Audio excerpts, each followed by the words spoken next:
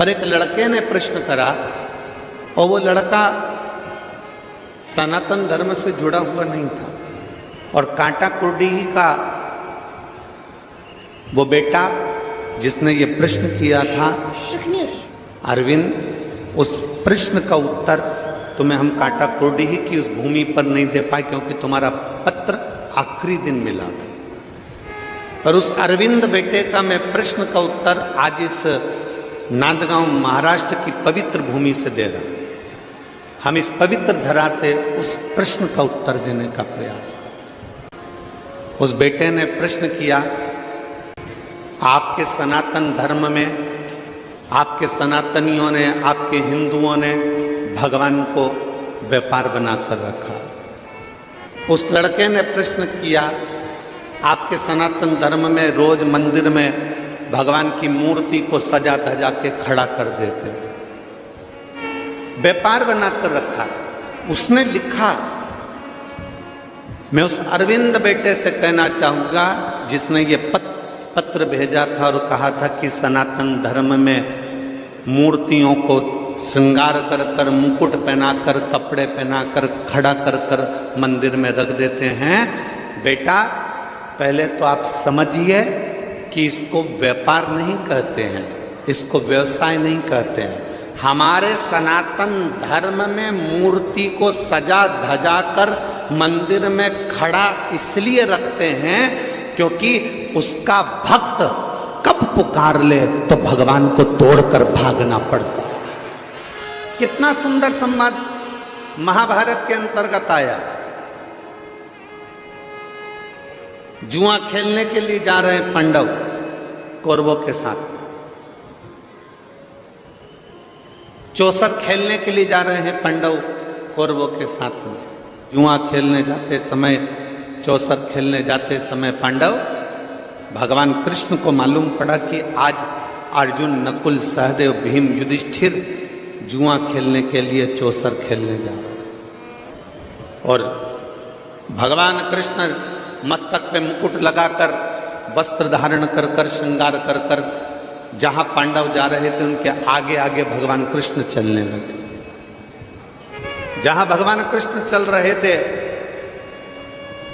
जहां पांडव चल रहे थे उसके आगे आगे भगवान कृष्ण चल रहे।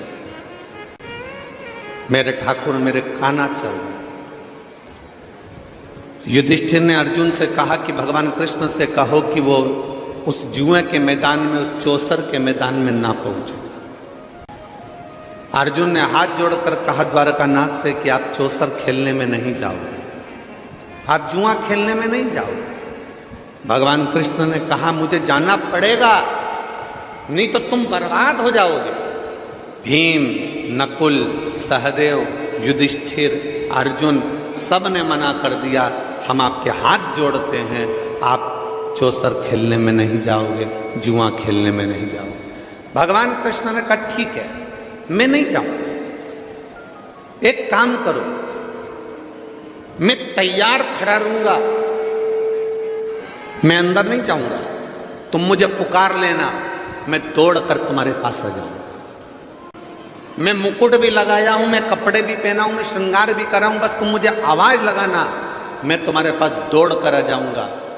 पांडवों ने कहा ये ठीक है, हम आपको बुलाएं तब तुम अंदर आना, जब तक ना बुलाया जाए तब तक द्वारकाधीश अंदर मत आना।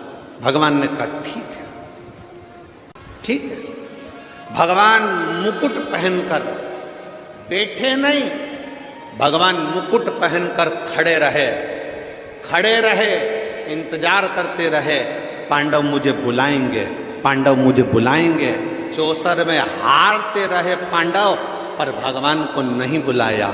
आखिरी में बुलाया किसने था? जब द्रौपदी का चीर खींचा तब द्रौपदी ने पुकारा तो भगवान दौड़कर उस द्रौपदी का चीर बढ़ाने के लिए। दुनिया के लोग कहते हैं, वो बेटा कह रहा था अरविंद कि आपके हिंदू धर्म में, सनातन धर्म में भगवान को व्यापार बना दिया, मुकुट पहनाकर, कपड़े पहनाकर, श्रृंगार कर कर मंदिर में भगवान को खड़ा रखते हो।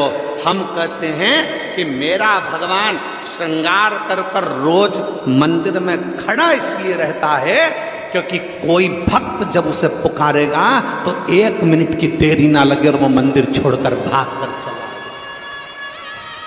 केवल एक सनातन धर्म ऐसा धर्म है, केवल एक सनातन धर्म ऐसा धर्म है जहां भगवान श्रृंगार कर कर अपने मंदिर में खड़ा रहता है अपने भक्त के लिए।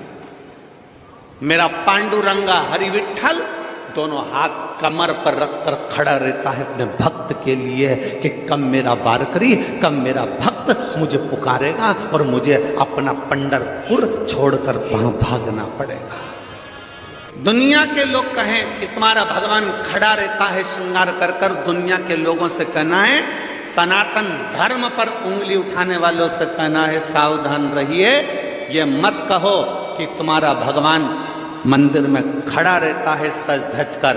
हमारा भगवान मंदिर में सज धज कर इसलिए खड़ा रहता है कि उसका भक्त जब पुकारे उठने में भी देरी ना लगे, वो दौड़ पड़े और जाकर उसका कल्याण कर दे, इसलिए खड़ा रहता है।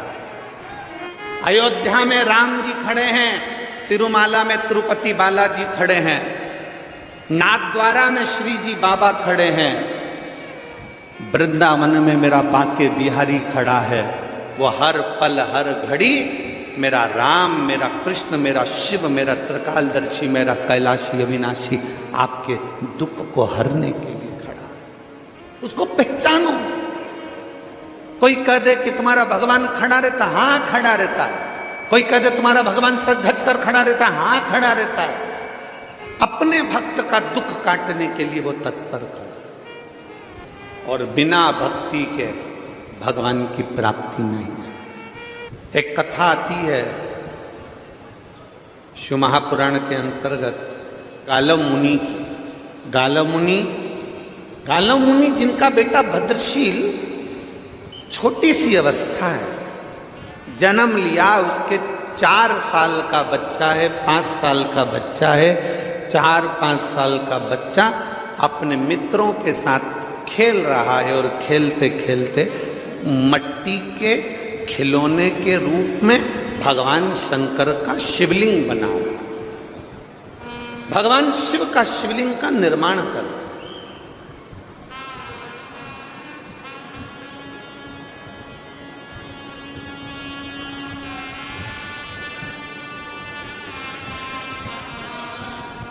भगवान शंकर के शिवलिंग का निर्माण कर रहा है। और निर्माण कर कर क्या कर रहा है, शंकर भगवान का शिवलिंग बना लिया और वहीं पे मिट्टी पे ऐसा उंगली से गोला बनाया, थोड़ी थोड़ी मिट्टी का ढेरा रख लिया और मिट्टी का ढेरा रखकर और उसी मिट्टी में से उठाकर शिवलिंग पर मिट्टी डाल रहा है। मैंने अबीर चढ़ा दिया, मैंने चंदन चढ़ा दिया, मैंने अगर तगर चढ़ा दिया, मैंने जो मिला भगवान शंकर को। बस उस बच्चे को कुछ भी ध्यान नहीं है कि वो क्या बोल रहा है। वो तो पिताजी के मुख से यज्ञ की सामग्री सुनता था, अगर तगर भस्म आदि का जो जो सामग्री, सांकल्य आदि जो सुनता था वही बक बक कर बोल बोल कर चढ़ाते थे। मैंने अगर तगर चढ़ा दिया, मैंने अबीर चढ़ा दिया, मैंने गुलाल चढ़ा दिया, मैंने कुंकू चढ़ा दिया, मैंने हल्दी चढ़ा दिया। चढ़ा क्या रहा था, क्या चढ़ा रहा था, जम के बोलो जरा, मिट्टी। क्या चढ़ा रहा है वो, मिट्टी। उसके पास ना अबीर है, ना गुलाल है, ना उसके पास चंदन है, ना कोई वस्तु है। वो तो मिट्टी उठा रहा था और शंकर के शिवलिंग पर चढ़ाता था। बच्चा, बालक, बस मिट्टी उठाई और डाली, मिट्टी उठाई और डाली। आपके घर में भी जब बच्चे छोटे हैं ना, छोटे छोटे बच्चे अपने अपने घरों में, छोटे छोटे बच्चे गणेश जी की मूर्ति उठा लेते हैं, छोटे छोटे बच्चे अपने घर में देवी देवता की कोई मूर्ति उठा लेते हैं, छोटे छोटे बच्चे अपने घर में भगवान की कोई मूर्त उठा लेते हैं। और छोटे छोटे बच्चे जब भगवान की मूर्त उठाकर उसकी पूजन करने लगते हैं और पूजन करते हैं बच्चे। और पूजन करते करते छोटे छोटे बच्चे जब पूजन करते हैं तो उनके मन में जो आता है, जैसा आता है वैसा वो प्रार्थना करते हैं। उनके मन में जैसा आया, उनके मन में जो भाव आया, उनके मन में जैसा हुआ, उन्होंने वो बाबा को देना प्रारंभ कर। छोटे छोटे बच्चे, उनके मन में जो भाव प्रकट होता है वो भाव से भगवान को दे देते हैं। छोटे छोटे बच्चे कभी कभी अपने माता पिता को भी कह देते हैं, पिताजी लो मैं तुम्हारे लिए गुलाब जामुन लेकर आई हूं, खाओ।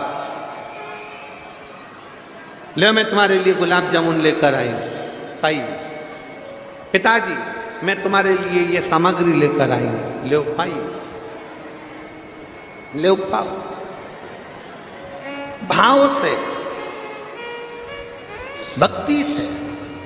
गालव मुनि के पुत्र भद्रशील मिट्टी का शिवलिंग बना रहे हैं, मिट्टी का खिलौने में शंकर का शिवलिंग बना रहे हैं, खिलौने में भगवान की मूर्ति बना रहे हैं, मट्टी की कोई मूर्त बना रहे हैं और मिट्टी ही उन पर डालते जा रहे हैं। चंदन चढ़ाया, मैंने अबीर चढ़ाया, मैंने गुलाल चढ़ाया, मैंने पुष्प चढ़ाया, मिट्टी उठा उठा कर भगवान पर डाल रहे थे। जैसे ही मिट्टी डाल रहे थे, माँ लक्ष्मी वैकुंठ में बैठी थी और माता लक्ष्मी की दृष्टि गालव मुनि के बेटे भद्रशील पर पड़ गई।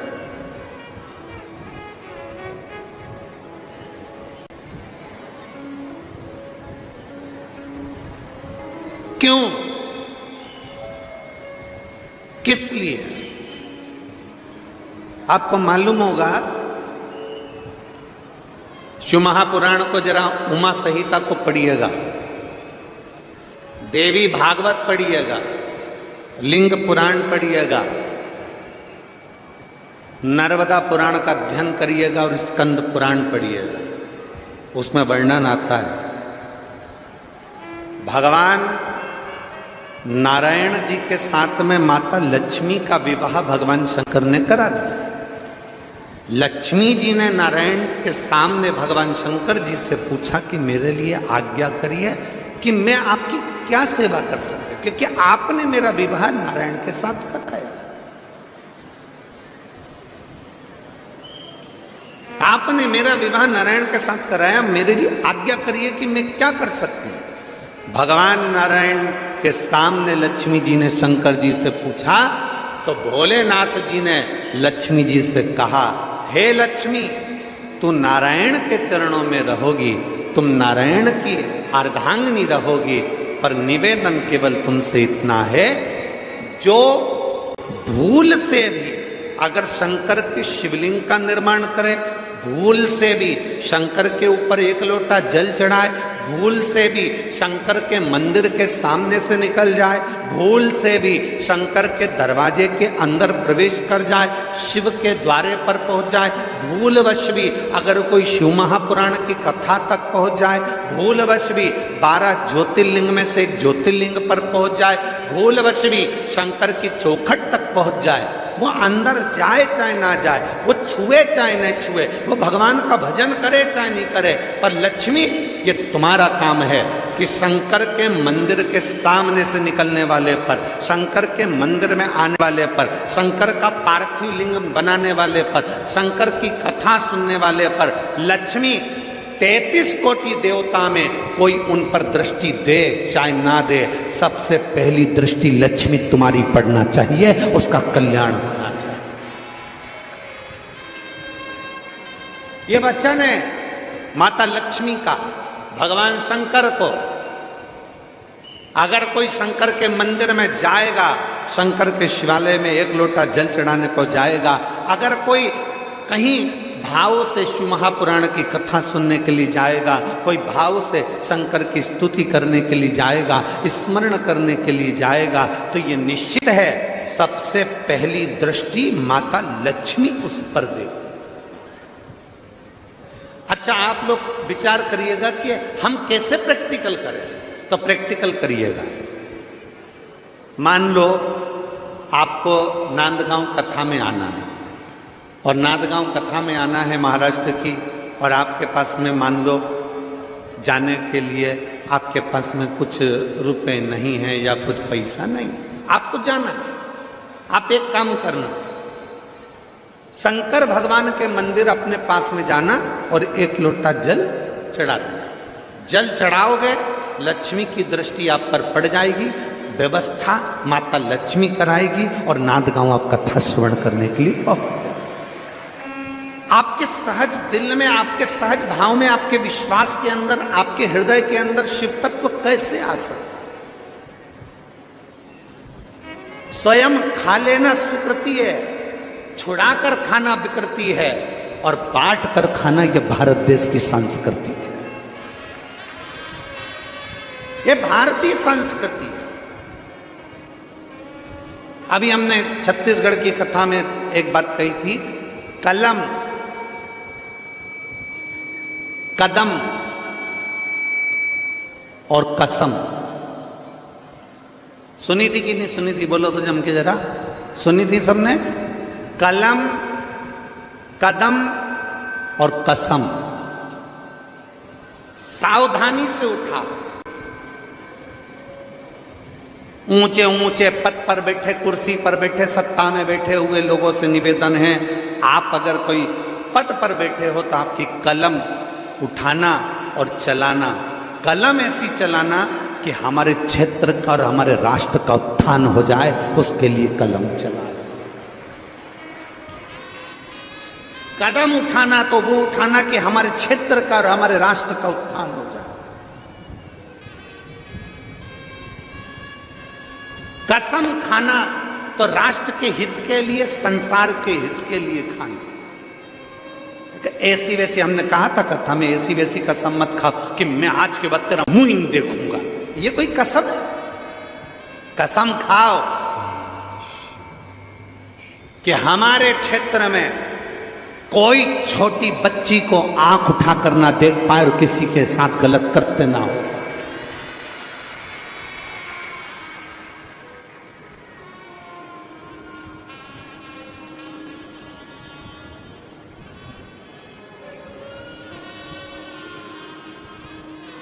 कसम वो जो हमारे राष्ट्र उत्थान का कार्य करे, हमारे क्षेत्र का उत्थान करे। कलम, कदम और कसम तीनों को समझकर उठाना, ये हमने छत्तीसगढ़ की कथा में कहा था।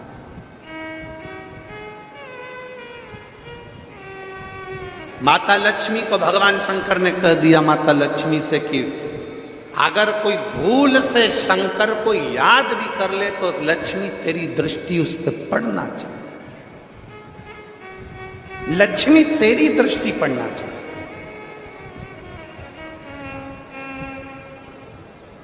लक्ष्मी की दृष्टि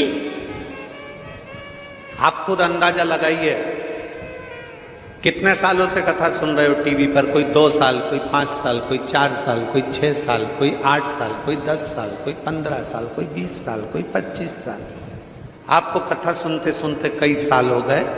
जिन्होंने जब से कथा सुनना चालू करी, तुम्हारे घर में टीवी पर तुमने शिव पुराण की कथा सुनना चालू करा, शिव महापुराण की कथा जिस सन से आप 2019 से सुन रहे हो, 20 से सुन रहे हो, 21 से सुन रहे हो, 22 से सुन रहे हो, 23 से सुन रहे हो, उस तारीख को स्मरण करिए कि मैं 2022 से कथा सुन रही हूँ।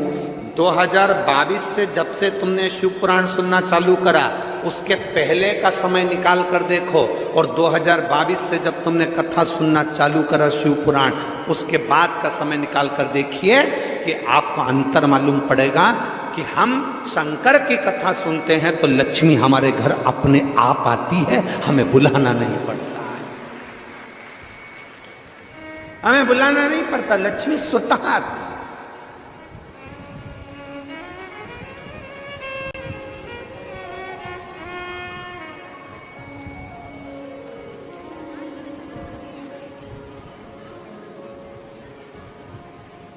एक आस तुम्हारी है, विश्वास तुम्हारा है, भोलेनाथ मेरे शंकर, मेरे शिव, मेरे ओघड़दानी, मेरे शंभु, आप कृपा करने वाले, आप दया करने।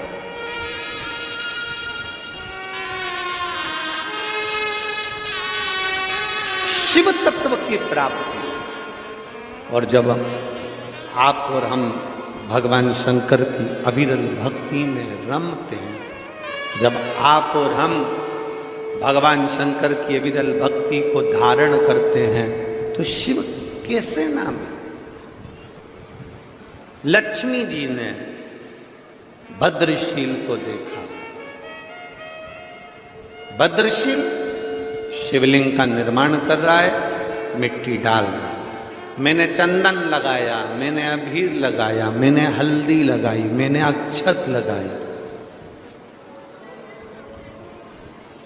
मैंने चावल लगाया, मैंने पुष्प चढ़ाया, मैंने बेलपत्र चढ़ाया। बच्चा है ना, उसके स्मरण में नहीं है। बालक है ना, उसके स्मरण में नहीं है। वो तो बस चढ़ा रहा। लक्ष्मी जी की दृष्टि पड़ गई, मुस्कुराई मां। माता लक्ष्मी के चेहरे पर मुस्कुराहट थी, हंस रही। आज चरण दबाते दबाते नारायण के, पांव दबाते दबाते नारायण के, और लक्ष्मी जी मुस्कुरा दे, जरा विचार करिए तो नारायण पूछेंगे नहीं? भगवान विष्णु ने पूछा, ऐ लक्ष्मी, तुम इतना मुस्कुरा क्यों रही हो? किस लिए? क्या हो गया तुम्हारे चेहरे पर इतनी मुस्कुराहट है? तुम इतना मुस्कुरा क्यों रही हो? लक्ष्मी जी ने कहा, नारायण से प्रभु देखिए, जरा देखिए, गाला मुनि के पुत्र भद्रशील को देखिए। भगवान नारायण ध्यान लगाकर देखने लगे। क्या देखते हैं कि भद्रशील को देख रहे थे तो भद्रशील शिवलिंग का निर्माण कर कर उस पर मट्टियां डाल रहा था। भगवान मुस्कुरा दिए, भगवान भी हंसने लगे।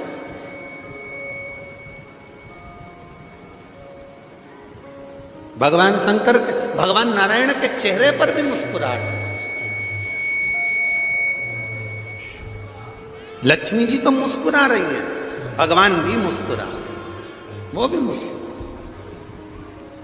अब बच्चों की ऐसी हरकत करते देखकर तो माता पिता तो मुस्कुराएंगे ही।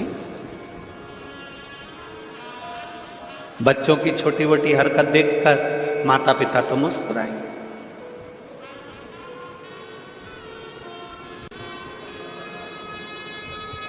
और बच्चे जो घर के बुजुर्ग करते हैं, जो घर के बड़े करते हैं, बच्चे वो करते हैं। जो घर के बुजुर्ग कर रहे हैं, जो घर के बड़े कर रहे हैं, वो बच्चे करते हैं। एक छोटा सा बच्चा अपनी दादी की गोद में जाकर बैठ गया, और दादी की गोद में बैठ गया, और दादी की गोद में बैठकर, दादी की गोद में बैठकर बच्चे ने दादी से कहा, ओ दादी, ओ दादी। दादी बोली, क्या है? दादी तू एक बार टे बोलना, टे। दादी ने बोला, ये टे क्या होता है? नहीं दादी तू प्लीज एक बार टे बोलना, टे। दादी बोली, ये टे क्या होता है? नहीं पहले तू एक बार टे बोल। दादी ने कहा, नहीं मैं नहीं बोलूंगी टे, तू बता पहले टे क्यों बुलवा रहा? नहीं दादी तू पहले टे बोल। दादी ने 5 रुपए दिए अपने पोते को और कहा, ये बता कि मुझसे टे क्यों बुलवा रहा है? तो पोता बोला, दादी कल रात को मम्मी पापा पलंग पे बैठकर बात कर रहे थे, जब बुढ़िया टे बोल जाएगी तो सारी जायदाद अपनी हो जाएगी।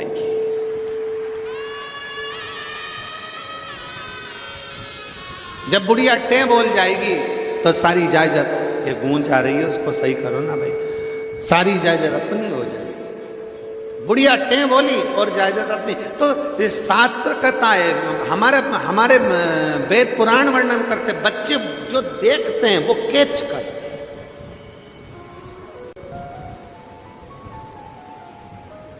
बच्चे जो देख रहे हैं वो कैच करें। हम बच्चों को क्या सिखा रहे हैं? इसलिए फिर निवेदन करेंगे आप सबसे, बच्चों को कार दिलाओ मत दिलाओ, बच्चों को कार दिलाओ चाहे मत दिलाओ, पर बच्चों को संस्कार जरूर दिलाओ। संस्कार होंगे तो कारों की लाइन लग जाएगी बच्चों। अगर बच्चों में संस्कार नहीं है, बच्चों में अगर संस्कार नहीं है तो फिर कार शोभा नहीं देगी। फिर कार शोभा नहीं देगी। बच्चों में संस्कार होना जरूरी है।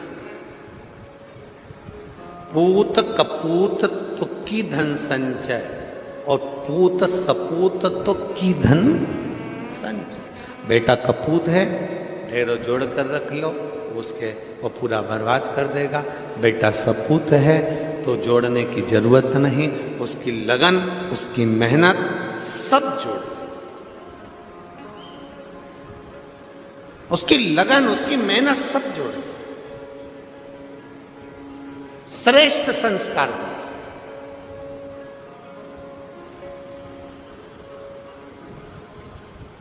और जब आप श्रेष्ठ संस्कार बच्चों को दोगे तो वो संस्कार उसके जीवन को एक आनंदित करें।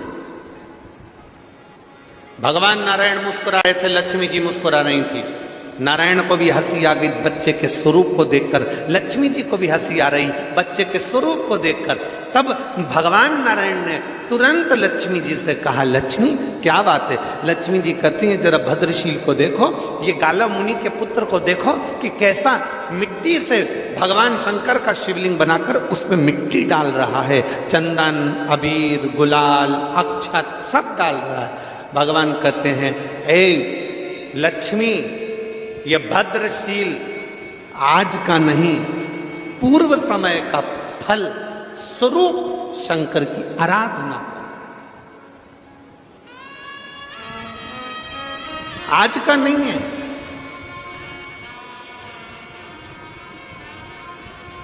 आप जितने लोग यहां कथा में बैठे हो ना,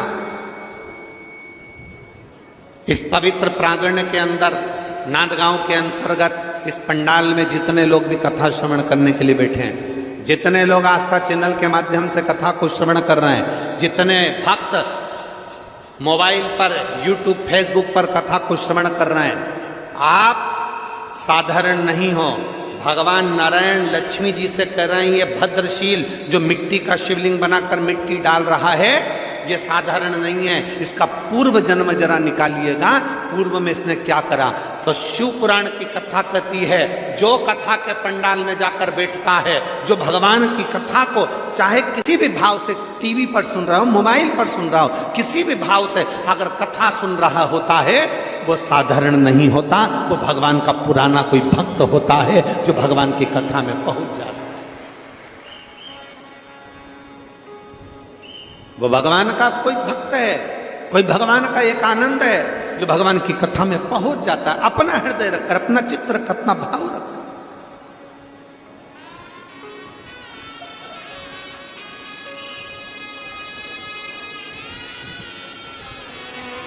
अपने भीतर एक विश्वास को प्रकट करकर, अपने भीतर एक भरोसे को प्रकट करकर वो पहुंचता। आप लोग आए हैं यहां पर, जितने माताएं बैठी हैं और जितने पुरुष बैठे हैं, कथा पूरी हो जाए ना तो आप एक दूसरे से बात करना, और बात करने में आपको मालूम पड़ेगा क्यों तुम कथा में क्यों आए, तुम कथा में कैसे पहुंचे, तुम मनवाड़ से यहाँ कथा में आ गए, तुम कथा सुन रहे हो, तुम अपना घर छोड़कर यहाँ कथा, उससे पूछना क्यों आया।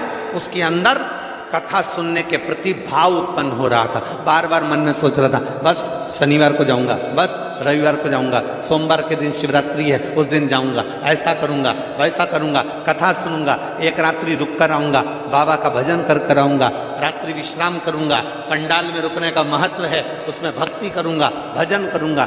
ये विचार उसके अंदर एक उमंग उत्पन्न हो रही थी कि हमारे नांदगांव में, हमारे क्षेत्र में कथा हो और हम ना पहुंचे, हमारे क्षेत्र में कथा हो और हम भक्ति ना करें तो हमारे जीवन को धिक्कार। वो अपने आप में उमंग उत्साह के साथ भाग पड़ रहा।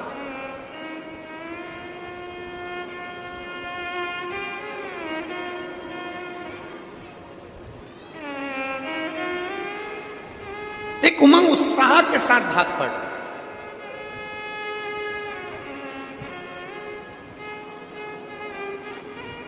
क्षेत्र में जहां कथा चल रही है नांदगांव की, इस कथा के प्रांगण के आसपास में पूरी पहाड़ी है, पूरी पहाड़ी है, चारों तरफ गाड़ियों की पार्किंग है नहीं, गाड़ियों की पार्किंग प्रशासन ने 1.5 किलोमीटर 1 किलोमीटर दूर रखी, इधर से भी 1 किलोमीटर दूर रखी उधर से भी। बोलो सही है कि गलत है?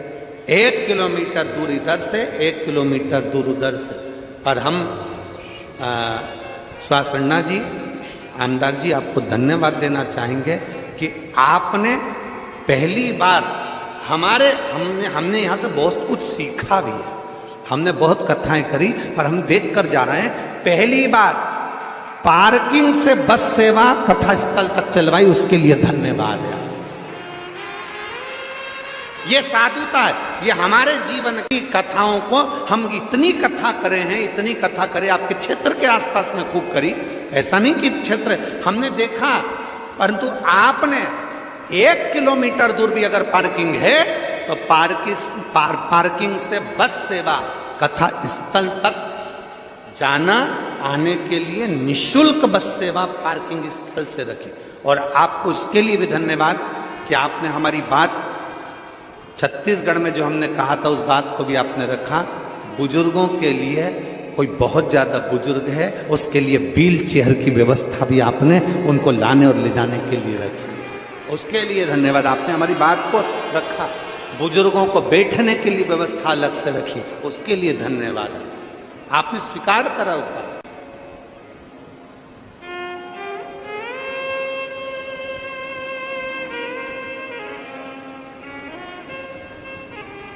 और जिनकी आगे आगे कथाएं लगी हुई हैं, हम तो उनसे कहेंगे एक बार आके आप नांदगांव की कथा, जो जिनके आगे हमारी कथाएं लगी, हम कहेंगे एक बार नांदगांव की कथा देख कर जाओ, यहाँ की व्यवस्था को समझ कर जाइए कि व्यवस्था की।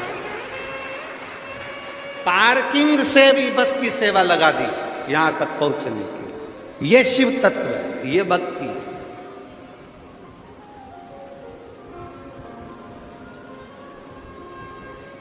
इसी को मेरे शंकर का भगत कहते हैं, इसी को शिव की भक्ति कहते हैं, इसी को शंकर के अर्थ।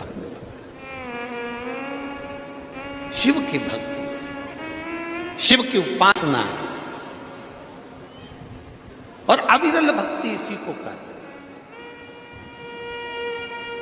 इसी को अविरल भक्ति कहते हैं। बोल बम का नारा है, आवाज जम के जरा बोल बम का नारा है, सारी समस्या का हल। भगवान शिव की इसी को विरल भक्ति कहा जाता है। ये भक्ति है, इसको भक्ति कहा। लक्ष्मी जी मुस्कुराई, नारायण मुस्कुराए। भगवान नारायण ने लक्ष्मी जी से कहा, लक्ष्मी ये भद्रशील के पुराने जन्म का कोई पुण्य है जो मिल गया, पुराने जन्म का पुण्य इसको मिला। सांप सीढ़ी का गेम किस किसने खेला है? हाथ उठाओ जल्दी से। सांप सीढ़ी इतनी चौकोर होती है, ऐसी चौकोर होती है और उस पे सांप सीढ़ी बनी होती है और एक गोटी होती है, ठीक है? चलो उठाओ हाथ जल्दी से। किस किसने सांप सीढ़ी खेली? सबने खेली है, रखो रखो सब। अब उसमें ऐसी गोटी फेंक देते हैं, फिर उतना चलना पड़ता है। दो चीजें उसमें, तीन चीज मूल है। एक गोटी जिसको फेंका जाता है, और दो है एक सांप और दूसरी जम के बोलो जरा, सीढ़ी। सांप का क्या काम है? डसा पूंछ पे लाके छोड़ दे। सीढ़ी का क्या काम है? नीचे से ऊपर ले जाकर छोड़ दिया। सांप सीढ़ी का गेम सबने खेला है, सबके स्मरण में है कि हम जब चलते हैं, गोटी चलती है, एक कदम, दो कदम, तीन कदम चलते हैं, चलते चलते हमसे अगर कोई पाप सम्मुख में हो जाता है तो बीच में हमारा पाप हमें डस लेता है और नीचे, ऊंचाई से नीचे लाकर छोड़ देता है। और फिर आगे बढ़ते हैं तो कोई सत्संग शिव पुराण का मिल जाता है तो वो सीढ़ियों से फिर ऊपर चढ़ा देता है।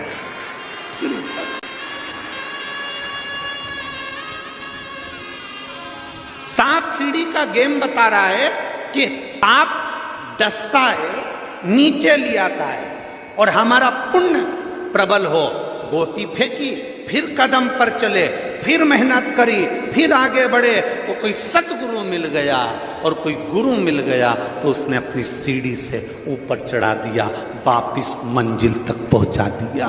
सांप और सीढ़ी का गेम हमको ये बता देता है कि अपने चलते हुए जीवन में अगर हम पाप कर्म में लिप्त रहेंगे तो कब नीचे आ जाएंगे कोई भरोसा नहीं। इसलिए अपने चलते हुए जीवन में शिव महापुराण की कथा सुनते रहोगे, किसी गुरु की शरण में जाते रहोगे तो गुरु सीढ़ी पे से तुम्हें ऊपर चढ़ाता रहेगा, घबराने की जरूरत नहीं है, मंजिल तक पहुंचा दे।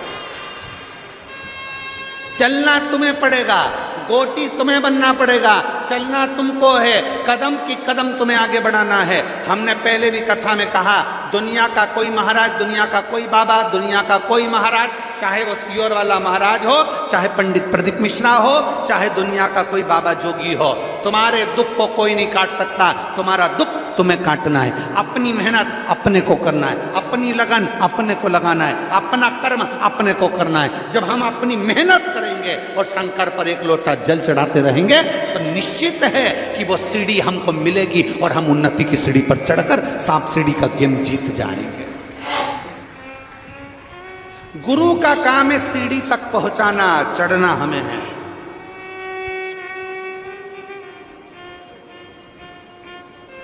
कर्म की गति के अनुसार पाप भी होता है, कर्म की गति के अनुसार पुण्य भी होता है। ऐसा नहीं कि दुनिया में सारे पुण्य, लोग कहते हैं गुरुजी ये भगवान ने सबको अच्छा बना देना था ना, भगवान सबको अच्छा बना देता ना, ये दो चार घर के लोगों को बुरा क्यों बना दिया भगवान ने? भगवान ने इनको बुरा क्यों बना दिया? भगवान सबको अच्छा बना देता ना। तो भगवान से जाके पूछो कि भगवान ने सबको अच्छा क्यों नहीं बनाया, भगवान ने कुछ लोगों को बुरा क्यों बनाया? उसका कारण है भगवान जानते हैं अच्छे के साथ थोड़ा बुरा भी निकल चल सकता है। 500 के, 1000 के, 2000 के, 20 के, 50 के जो नोट की गड्डी हो, उस गड्डी में एक आध नोट फटा, गला, सड़ेला, वो भी चल जाता है। उसी तरह 10 किलो आलू में 2-4 सड़े हुए आलू भी चल जाते हैं। उसी तरह 10 किलो कांदा में 2-1 किलो कांदा सड़ा हुआ चल जाता है। अब विचार करिए, उस विचार को अपने भीतर लेकर आइए। 10 किलो है आम, 10 किलो है जाम, और उसमें 2-1 जाम 2-1 काम बेकार निकल सकते हैं। आप विचार करिए उसको कि अपने भीतर भगवान हमारे घर में 10 तरह के लोग हैं तो 1-2 लोग बेकार क्यों दे देता है? भगवान को मालूम है जो अच्छे हैं ना, ये गंदे को भी चला लेंगे और पार उतार देंगे। ये उसको मालूम है। एक व्यक्ति पूरे क्षेत्र को पार लगा देता है। मेरे नामदेव जी महाराज, संत तुकाराम जी महाराज, संत गाड़गे जी महाराज, संत मुक्ताबाई, इन सब ने अपने क्षेत्र को पार लगा दिया। तो मैं सुहासन्ना जी आपको धन्यवाद देता हूं, इस कथा को पितृपक्ष में कराकर आपने पूरे क्षेत्र को पार लगा दिया, पूरे क्षेत्र को पार लगा दिया। वो भी पितृपक्ष में कथा होना, श्राद्ध पक्ष में कथा होना, और उसका फल आनंदित हो। इसीलिए तो एक पत्र आया है,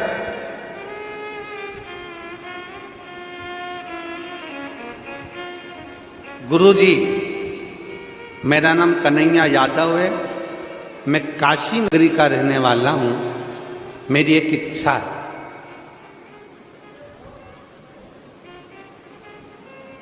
मैं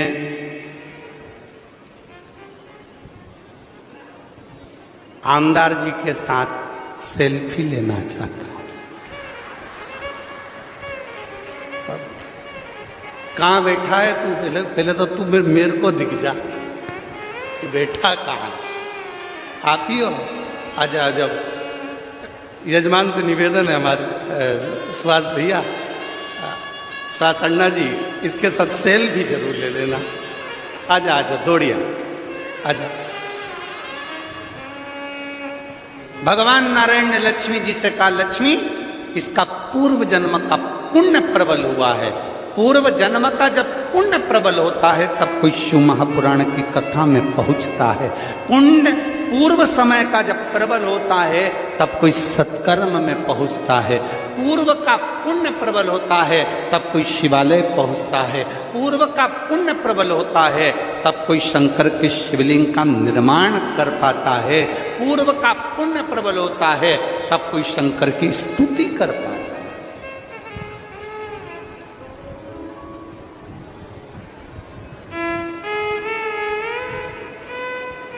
कभी बन सके, कभी जितने श्रोता भाई बहन आस्था चैनल पर सुन रहे हो, जितने यहां सुन रहे हो, जितने फेसबुक यूट्यूब पर सुन रहे हैं, स्मरण करिएगा,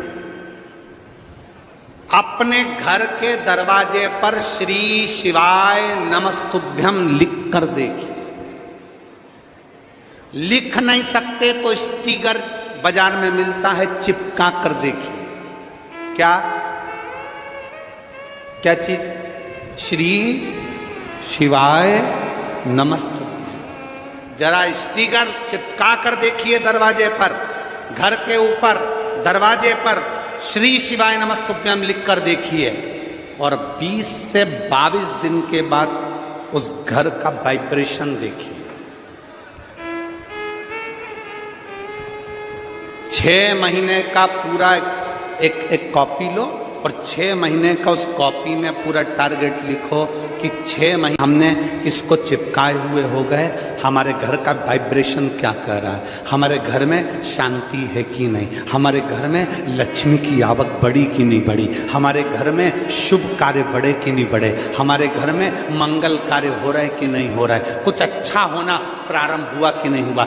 6 महीना अपने दरवाजे पर श्री शिवाय नमस्तुभ्यम लिख कर देखिए, क्योंकि स्वयं वेद व्यास जी महाराज ने शिव महापुराण के अंदर लिखा कि श्री शिवाय नमस्तुभ्यम बोलने वाले के मुख का मात्र दर्शन कर लो तो सारे पुण्य हमारे हो जाते हैं और हमारा कल्याण हो जाता है।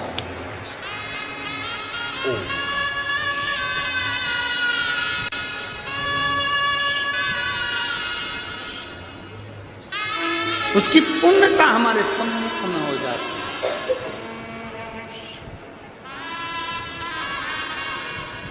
और जब केवल श्री शिवाय नमस्तु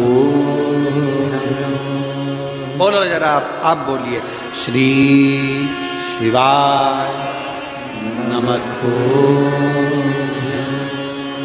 श्री शिवाय नमस्तु।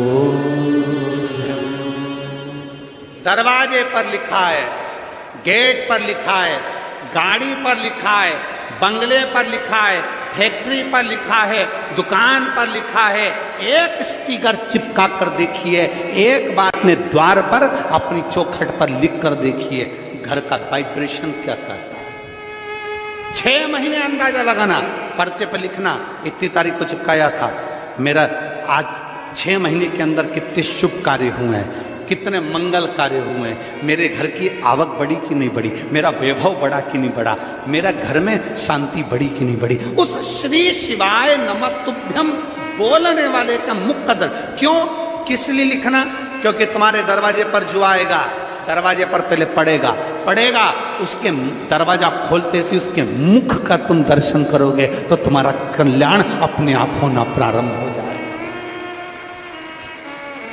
आपके दरवाजे पर श्री शिवाय नमस्तुभ्यम लिखा है, किसी ने दरवाजा बजाया, बेल बजाई, घंटी बजाई और आपके दरवाजे पर आकर खड़ा हुआ, उसने सबसे पहले क्या पढ़ा?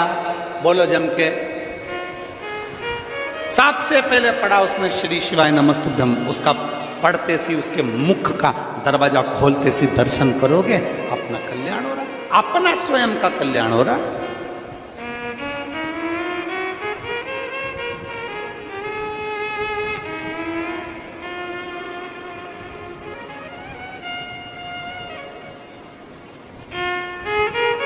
उसके मुख का मात्र दर्शन हमारे जीवन के, हमारे वाइब्रेशन को बढ़ा देगा। ये शिव का घर है।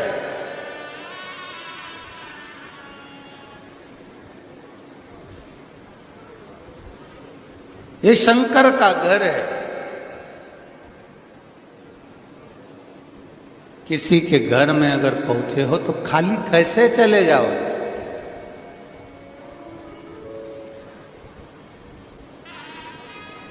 हमसे लोग कहते हैं, क्या आपने शिव को देखा है? क्या आपने शंकर को देखा है? क्या आपने शिव को देखा है? हम कहते हैं हमने नहीं देखा, पर इतना जरूर देखा है कि उसको भले ना देखा हो, पर उसके नाम से काम होते जरूर देखा है। बहुत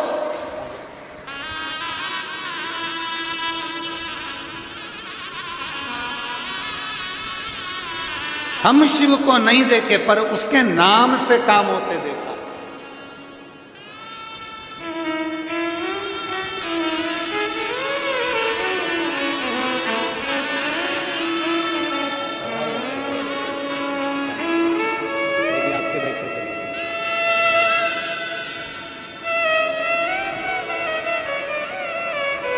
हम उसको नहीं देखे, पर उसके नाम से काम होते देखा।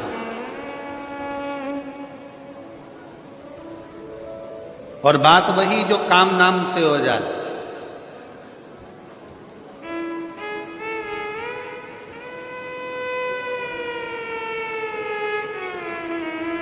कहीं पर भी बैठकर उसको पुकार लिया जाए, कहीं पर भी बैठकर उसको भज लिया जाए और वो काम हो जाए, तो नाम की कीमत।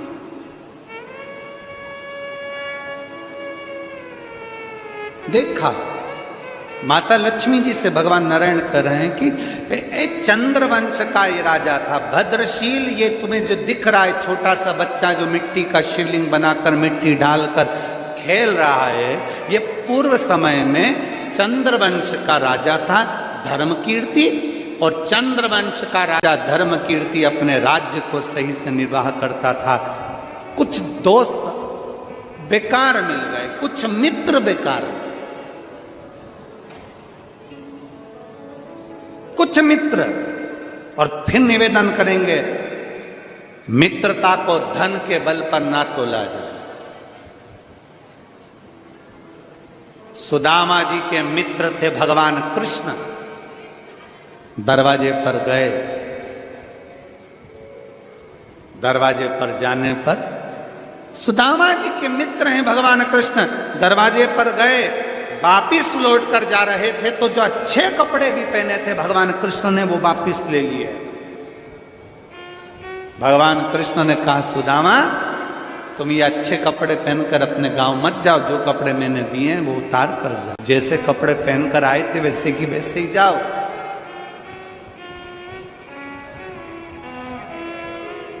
मित्र वो नहीं है जो तुम्हें धन दे, मित्र वो नहीं है जो तुम्हें संपदा दे।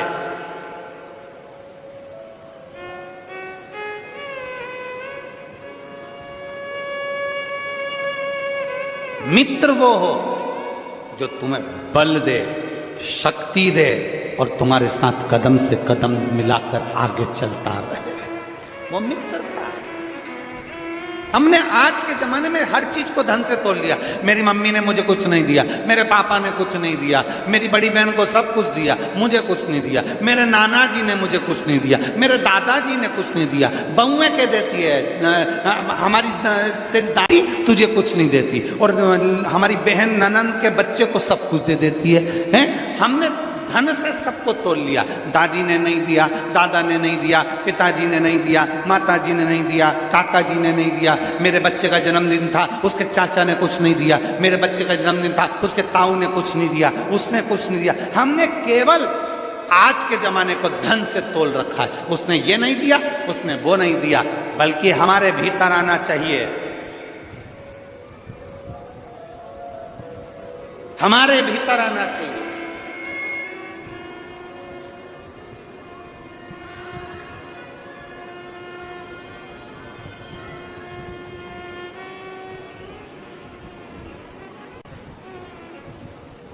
एक कितना सुंदर चरित्र है। एक लड़का एक बहुत महंगी 1 करोड़ की गाड़ी देख रहा था। गाड़ी खड़ी थी रोड पर, बच्चा देख रहा था। गाड़ी का मालिक देख रहा है कि बच्चे ने गाड़ी को हाथ लगाया, गाड़ी के ऊपर उसने हाथ लगाया, कांच को छुआ।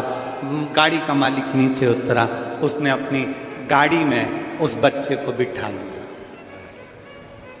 अपनी गाड़ी में उस बच्चे को बिठाया, और गाड़ी में बच्चे को बिठाया और थोड़ी दूर ड्राइव करा। ड्राइव करते करते गाड़ी का मालिक बच्चे से बोला, गाड़ी कैसी लगी? बच्चा बोला, बहुत सुंदर गाड़ी है और बहुत महंगी है। सेठ, कितने की गाड़ी है? सेठ जी बोले, 1.25 करोड़ की गाड़ी है। अच्छा, हाँ। 1.25 करोड़ की? हाँ। और मेरे भाई ने मुझे गिफ्ट दी, मेरे भाई ने मुझे गिफ्ट दी है। अच्छा सेठ, बहुत अच्छी गाड़ी है, बहुत जोरदार गाड़ी है। बच्चे को देखकर सेठ जी ने कहा, तुम्हारे मन में आ रहा होगा ऐसी गाड़ी तुम भी लो, तुम्हारे मन में आ रहा होगा कि एक गाड़ी मेरी भी हो, तुम्हारे मन में आ रहा होगा कि मेरे पास भी गाड़ी हो। बच्चा बोला, हाँ सेठ जी, मन में तो आ रहा है गाड़ी हो, पर मन में ये नहीं आ रहा कि मुझे गाड़ी मिले। मन में ये आ रहा है कि हे भोलेनाथ, मुझे इतना धन देना कि मैं भी अपने भाई को 1.25 करोड़ की गाड़ी गिफ्ट कर सकूं।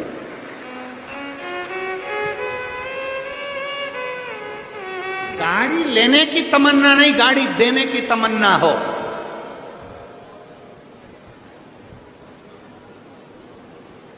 पाने की तमन्ना से ज्यादा समर्पण करने की तमन्ना हो तो श्रेष्ठ। मित्र मिले बेकार, अब वो मित्रों ने बर्बाद कर दिया। धर्म कीर्ति जो अच्छे मार्ग पर चल रहा था, गलत मार्ग पर पहुंच गया। गलत मार्ग पर पहुंचा, मदिरा का नशा में लग गया, जुए के नशे में लग गया, धृत हो गया, गलत काम में लग गया, व्यसन में डूब गया, चारों तरफ हाहाकार मच गया। एक दिन अपने मित्रों के साथ वन में गया, वन में धर्म कीर्ति पहुंचा, और वन में जाने पर जितने मित्र थे, वन में जाते जाते जाते जाते जंगल को देखकर मित्र तो भाग गए, केवल अकेला धर्म कीर्ति जंगल में पड़ा रहा। अकेला धर्म कीर्ति जंगल में पड़ा।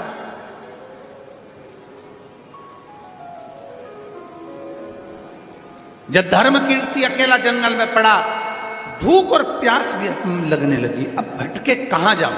मुझे भूख लग रही है, मुझे प्यास लग रही है, मैं कहां जाऊं? भटकता भटकता भटकता भटकता मां नर्मदा के तट पर पहुंच गया, मां रेवा के तट पर पहुंच गया, मां नर्मदा जी के घाट पर पहुंच गया। व्यक्ति भटकता भटकता भटकता भटकता कभी ना कभी शिव के पास पहुंच ही जाता। नदी बहते बहते कभी ना कभी समुद्र के पास पहुंच ही जाती है। पहुंच धर्म कीर्ति भटकता हुआ नर्मदा जी के तट पर पहुंच गया। भूख लग रही है, प्यास लग रही है, कोई नहीं नर्मदा के तट पर, कोई भी नहीं। पूर्व समय का कोई भान था, कहीं स्मरण था। धर्म कीर्ति ने नर्मदा की बालू रेत को, मिट्टी को उठाकर ढेरा बनाया। धर्म कीर्ति ने बालू रेत की मिट्टी का ढेरा बनाया। ऐसा कई लोग, आप लोग अगर रेत पर बैठते हो, बालू रेत पर बैठते हो, नदी के तट पर बैठते हो, तो मिट्टी का ढेला बनाने लगते हो। मिट्टी का ढेर बनाया। धर्म कीर्ति ने जब मिट्टी का ढेरा बनाया, मिट्टी का ढेरा बनाता, एक कंकर उठाकर नर्मदा जी की नदी में फेंक देता, फिर मिट्टी का ढेरा बनाता, एक कंकर उठाकर नदी के अंदर फेंक देता। बार बार कर रहा था, बार बार। प्यास लगी, नर्मदा का जल पी लिया। भूख लगी, भोजन नहीं था, तड़पने लगा। पूरा दिन निकल गया, पूरा दिन, पूरी रात्रि निकल गई। दूसरे दिन उसके प्राण छूट गए। भूख के कारण प्राण छूट गए। बिलखता हुआ प्राणों को त्याग दिया। मरने पर यमलोक गया। जैसे यमलोक के सामने से इसको पूछा गया, इसने गलत काम करा, मित्रों के साथ रहकर गलत संगत कर कर इसने गलत कार्य करा, इसलिए इसको नरक भेजा जाएगा। वहीं से भगवान शंकर के गण भृंगी निकल कर जा रहे थे। शिवगण भृंगी ने कहा इसको नरक नहीं भेजना है, इसको तो स्वर्ग भेजना है। नरक क्यों नहीं? ये नरक भेजने के लिए नहीं है। श्राद्ध पक्ष चल रहा था, पितृपक्ष चल रहा था, आश्विन मास चल रहा था। आश्विन मास की एकादशी का दिन था, इंद्रा एकादशी का दिन था, जिस दिन ये नर्मदा के तट पर मिट्टी का ढेला बनाकर, शिवलिंग बनाकर, उसमें से एक कंकर उठाकर नर्मदा नदी में फेंक रहा था। कंकर मत समझो, उसको पिंड समझो, मट्टी का ढेला मत समझो, उसे शिव समझो। इसने हरि और हर की आराधना करी है, इसलिए इसको हम नरक नहीं भेज सकते। भृंगी ने कहा इसको वापिस जन्म दो, अब ये पृथ्वी पर जाकर हरि और हर की भक्ति करेगा और जीवन का कल्याण करेगा। भूलवश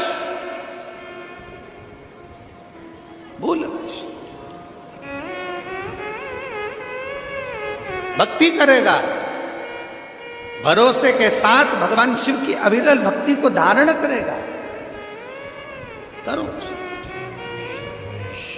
भगवान नारायण कहते हैं, भगवान नारायण कह रहे हैं कि इसी धर्म कीर्ति में, इसी धर्म कीर्ति, भगवान नारायण कह रहे हैं इसी धर्म कीर्ति में, इसी धर्म, कितना महत्व है। आज अश्विन मास की एकादशी है, इंद्रा एकादशी। कहते हैं भूल से धर्म कीर्ति ने बालू का शिवलिंग बना लिया था, मट्टी का ढेरा बना लिया था, एक कंकर उठाकर नर्मदा जी के जल में फेंक दिया था तो पिंड का भाव उत्पन्न हो गया था। और शिवलिंग नहीं बनाया था, मिट्टी का ढेरा बनाया था तो शिवलिंग के रूप में प्रागट्यता हो गई थी और उसको यम की केस से छूटना पड़ा था। जरा विचार करिएगा, आज इंद्रा एकादशी के दिन आप और हम बैठकर शिव महापुराण की कथा श्रवण कर रहे हैं। हमारे हाथों से कुछ दान हो ना हो, पुण्य हो ना हो, कानों से अगर कथा सुन ली तो हमारे जीवन का कृतार्थता।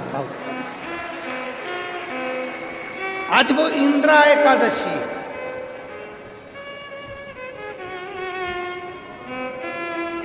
भगवान नारायण मुस्कुरा रहे हैं लक्ष्मी को देखकर। लक्ष्मी से कहा ये भद्रशील, ये भद्रशील,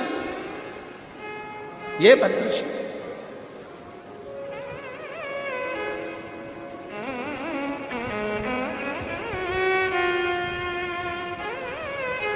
हमारे बीच में पूर्व सांसद महोदय जी की धर्मपत्नी विराजमान है।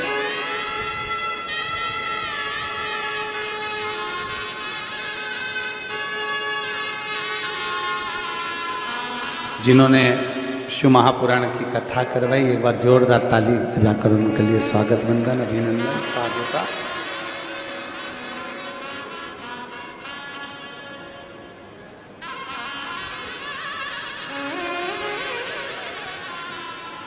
एक शिव तत्वता अपने भीतर, एक शिव, और जब भगवान शंकर की अविरल भक्ति हमारे भीतर प्रकट होगी, जब भगवान शिव की अविरल भक्ति हमारे भीतर जागृत होगी, तो क्यों ना शिव मिले, क्यों ना। शिव महापुराण की कथा कर रही है, भगवान शंकर का चरित्र कराए, भगवान शंकर का संवाद कराए। इंद्रा एकादशी के दिन, पितृपक्ष में पड़ने वाली एकादशी के दिन, भूल से भी हम गौ माता को एक रोटी का निवाला दे देते हैं, एक अन्न दे देते हैं। भूलवश भी हम भूखे को भोजन करा देते हैं, प्यासे को पानी पिला देते हैं, भूलवश भी हम शंकर के नाम का अनुमोदन कर लेते हैं, श्री हरि को, भगवान नारायण को, हरिहर को याद कर लेते हैं, तो हमारे पितृ भी तृप्त होकर हमें वर प्रदान कर कर चले जाते हैं, हमें वर प्रदान। कितने सौभाग्य और साधुता है आप सभी को, बहुत बहुत साधुता, साधु।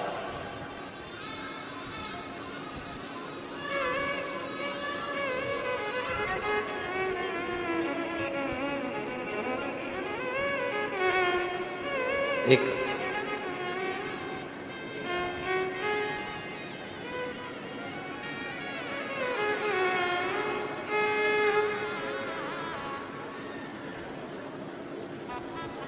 पत्र है, देखिए,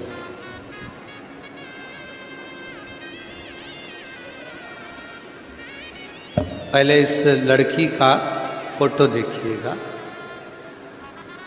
जिसका किडनी, लीवर, आप लोग आस्था चैनल पर पत्र को देख सकते हैं, जिसका किडनी, लीवर पूरा खराब हो गया था, डैमेज हो गया था और पूरे शरीर में पानी भरा गया था, जिसका चेहरा आप लोग क्लोज कर कर आस्था चैनल पर देख सकते हैं।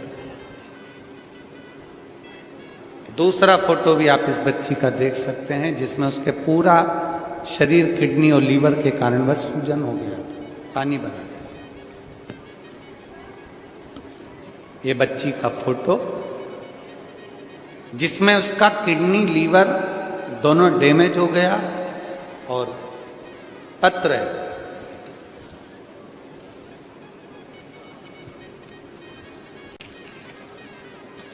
मेरी बेटी रेवा दीपक शिके 7 साल की है, उसको 5 साल की आयु में हार्ट से 5% हार्ट काम कर रहा था और उसका किडनी और लीवर दोनों डैमेज हो चुका था। गुरुदेव, ऐसा कोई हॉस्पिटल नहीं जहां हमने इलाज ना करवाया, पर उसकी किडनी और लीवर के लिए डॉक्टरों ने भी हार्ट टेक दी। तब हमारी बेटी को हम सीहोर कुबरेश्वर धाम ले गए किसी के कहने पर, वहां से रुद्राक्ष लाए, कंकर शंकर की पूजन करी और उस रुद्राक्ष का जल हमने अपनी बेटी को देना प्रारंभ करा। आज मैं बाबा को धन्यवाद देने के लिए आई हूं कि मेरी बेटी अब पूर्ण तरह से स्वस्थ है और स्कूल जाना भी प्रारंभ कर दी, उसकी किडनी और लीवर ने काम करना प्रारंभ कर दिया, जिसका फोटो मैं आगे लगा रही हूं। एक फोटो आगे भी उन्होंने लगाया। इस फोटो को अगर बेटी आई हो तो उसको लेकर व्यासपीठ पर आ सकती है। एक पत्र और है,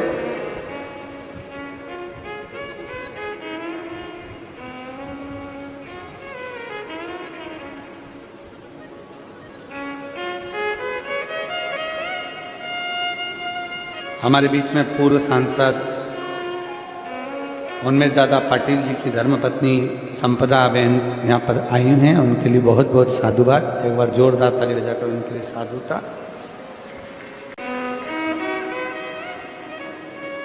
एक ओमकार मच्छी लामखड़े,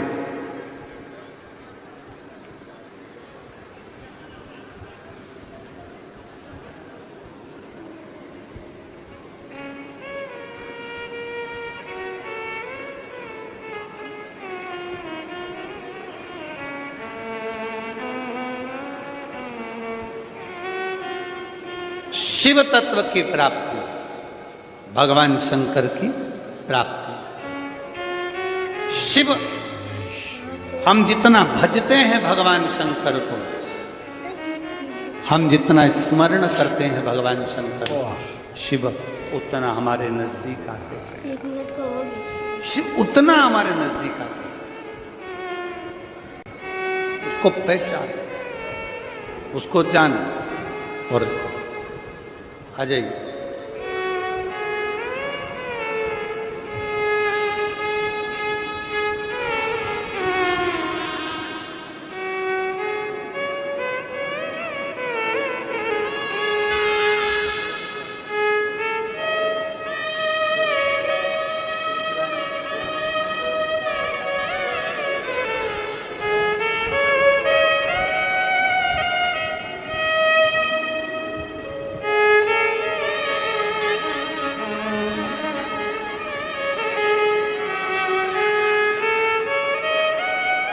तेरे दरबार की बाबा निराली शान देखी रे, तेरे दरबार की बाबा निराली शान देखी रे, तुझे देते नहीं देखा पर झोली भरी देखी है, मुख दुनिया मोड़े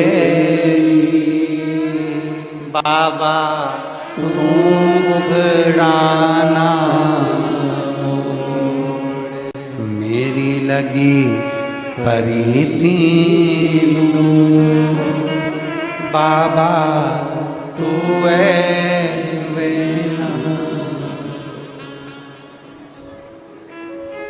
विश्वास शिव के प्रति, भरोसा शंकर के प्रति,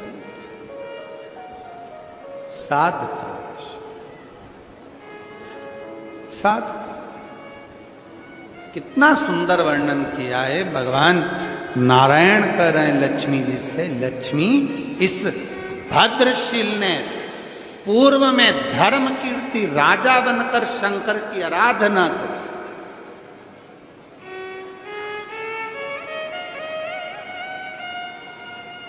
धर्म कीर्ति राजा था, गलत संगत में पड़ गया था, नर्मदा के तट पर पहुंच गया, बालू को एकत्रित करा, एक कंकर उठाकर नर्मदा के नदी के जल में डाल दिया।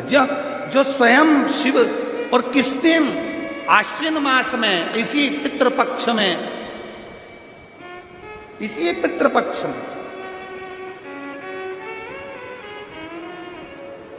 उसको स्मरण नहीं था कि आज एकादशी है, बस भाव से उसने तो शिव भाव से उसने मट्टी का ढेरा बना लिया और फल प्राप्त हो। जान नहीं था अजब, उसको पहचानना, उसको जानना कठिन है।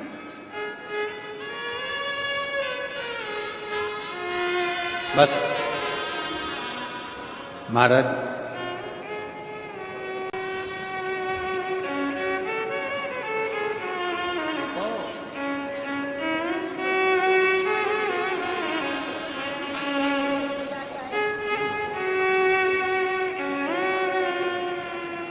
किसी का किडनी और लीवर दोनों डैमेज हो गया था और पूरे शरीर पर सूजन और पूरे शरीर में पानी भरा गया था। हार्ट 5% काम कर रहा था। डॉक्टर ने मना कर दिया था इसके लिए कि ये नहीं रहेगी, पर देवाधिदेव महादेव पर उसकी माँ कह रही हैं, उसकी माता जी कह रही हैं कि हमसे ज़्यादा हमारी बेटी को शंकर पर भरोसा है, हमारे से। शिव को नहीं पहचानी माता सती, शंकर को नहीं पहचाने दक्ष प्रजापति, शिव को नहीं पहचान पाए दक्ष प्रजापति की धर्म पत्नी माता प्रसूति, शंकर को नहीं पहचान पाए शंकर भगवान के साडू भाई स्वयं कामदेव, शंकर को नहीं पहचान पाए उनकी साली स्वयं भगवान शंकर से जो आनंद में दर्शन कर कर सुख पाने वाली वो स्वयं रति भी भगवान शिव को नहीं पहचान, सती नहीं पहचाने, दक्ष प्रजापति नहीं पहचाने, प्रसूति नहीं पहचाने, प्रसूति भी नहीं जाने। शंकर को पहचानना कोई सरल बात है, साधारण सा बात है। शिव को जानना सबसे कठिन काम, सबसे कठिन काम। 33 कोटि देवताओं को समझना सरल है, पर शिव को समझना कठिन है। इसलिए शंकर भगवान इस भूमंडल पर निवास करते हैं कि उनको समझना कठिन है। जो नजदीक में होता है ना, उसी को समझना कठिन पड़ जाता है, उसी को समझ। जो शंकर के नजदीक है, जो शिव के करीब है, उसको समझना कठिन है। आप में से कितनी माता हैं जो अपनी सास को समझ गई अच्छे से? जरा बोलो तो जम के, कोई नहीं समझ सकता। आप में से कितनी माताएं जो अपने ससुर को समझ गई अच्छे से? नहीं समझ सकते। जब तक वो जिंदा है तब तक ऐसा लगता है कि ये तो दूसरे के लिए है, पर जब वो मर जाते हैं, चले जाते हैं, वृद्ध होकर अपने प्राण त्याग कर चले जाते हैं, तब समझ में आता है कि वो सत्य कहती थी, वो सत्य कहता था, वो अपनी वाणी में जो बोलते थे वो सत्य कहते थे। जिंदा जी आदमी को पहचाना नहीं जाता, निपटने के बाद लोग पहचानते हैं कि वो तार गया।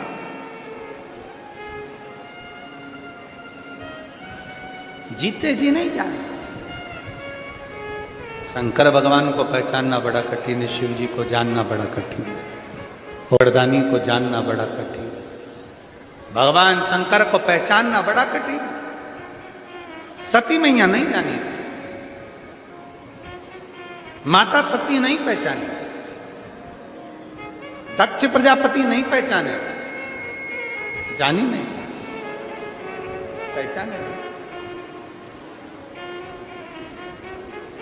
और जब भी जन्म मिलेगा सेवा करेंगे तेरी, कहते तुमसे बाबा शरण पड़ेंगे, देना साथ हमारा बाबा बन कर के तुम साथी।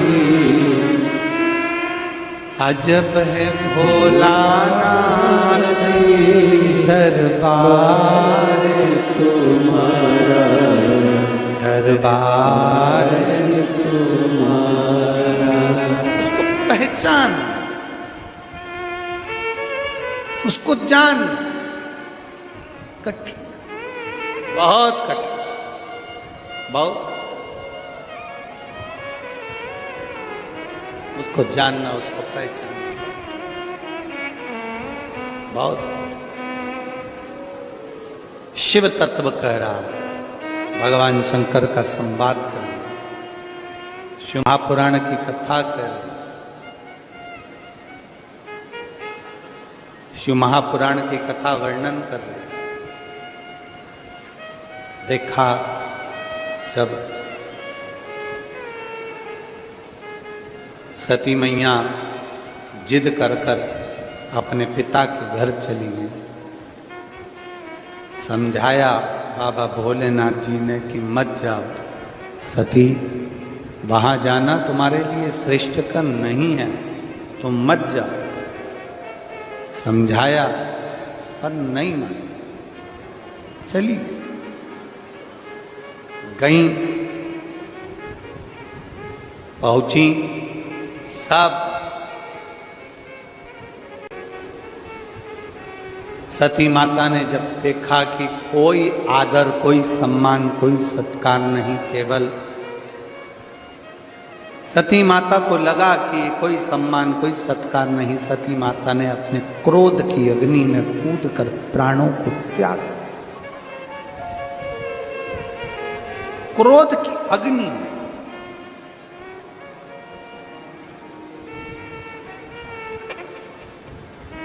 जब व्यक्ति के जीवन में क्रोध आता है, वो स्वयं को नष्ट कर लेता है, कुल को नष्ट कर लेता है, परिवार को नष्ट कर लेता है, अपने स्वयं के सुख को नष्ट कर लेता है। कभी डॉक्टर को दिखाने के लिए गए हो आप लोग? बोलो तो जम के। तुम्हारे पेट में दर्द हुआ, किसी डॉक्टर ने आज तक एक गोली दी? अरे जम के तो बोलो। नहीं। कितनी गोली देता है? एक गोली के साथ दूसरी गोली जरूर देगा, इसका साइड इफेक्ट नहीं हो तो ये वाली गोली साथ में रखो, ये सुबह ले लो, ये दोपहर में ले लो। उसी तरह रुद्राक्ष की माला और तुलसी की माला हमारे गले में है तो दुनिया के साइड इफेक्ट हो ही नहीं सकते, ये निश्चित है। कौन कहता है कि रुद्राक्ष के साथ तुलसी मत पहनो, तुलसी के साथ रुद्राक्ष मत पहनो? कौन सी पुराण में लिखा, कौन से शास्त्र में लिखा, कौन से वेद में लिखा, किस जगह पर लिखा? शिव महापुराण के कौन से अध्याय में लिखा? कौन से स्कंद पुराण में, लिंग पुराण में, नर्मदा पुराण में, कुर्म पुराण में, ब्रह्म विवर्त पुराण में, नरसिंह पुराण में, नारद पुराण में, कौन से पुराण में लिखा कि तुलसी की माला के साथ रुद्राक्ष नहीं होना चाहिए, रुद्राक्ष के साथ तुलसी नहीं होना चाहिए? कहां लिखा?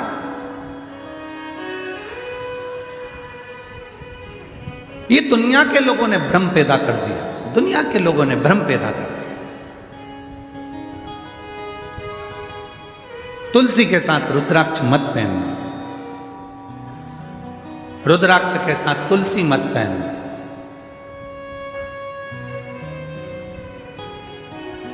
हम तो अंदर से लेकर बाहर तक रुद्राक्ष और तुलसी धारण करते हैं, चाहे जो उस रुद्राक्ष और तुलसी एक, वो कहते हैं ना कि भगवान को भोग लगाओ ना तो उसमें तुलसी का दल डालना जरूरी है। बिना तुलसी के भगवान भोग स्वीकार करते हैं क्या? जम के बोलो जरा। नहीं, जब बिना तुलसी के भगवान भोग स्वीकार नहीं करते तो तुम्हारे तन पर तुलसी की माला नहीं होगी मरते समय, तो तुम्हें स्वीकार करेगा? करेगा नहीं। और जब तुम्हारे गले में एक रुद्राक्ष पड़ा होगा, जब तुम्हारे गले में एक रुद्राक्ष की माला होगी या रुद्राक्ष पड़ा होगा, तो बैकुंठ तुम जाओगे तो तुम्हें महादेव अपने नंदी पर बिठाकर अपने साथ लेकर बैकुंठ तक जाते हैं। केवल ऐसे ही पैदल चलकर बैकुंठ नहीं चले जाओगे, तुम्हें महादेव नंदी पर बिठाकर, नरसिंह भगत की कथा आती है, लेकर गए। नामदेव जी की कथा आती है, औंढा नागनाथ में भगवान शंकर नामदेव जी के लिए प्रकट होकर उनके गले में रुद्राक्ष डालकर गए।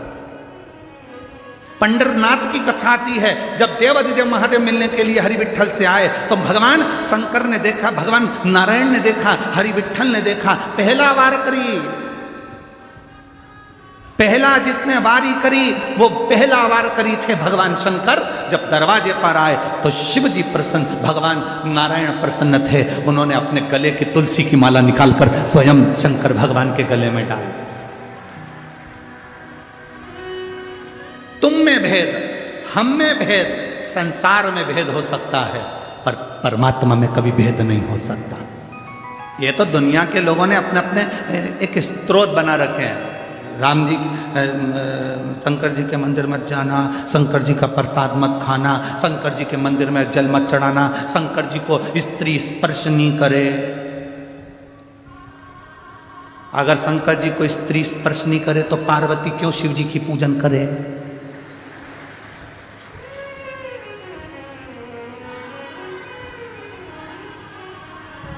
क्यों?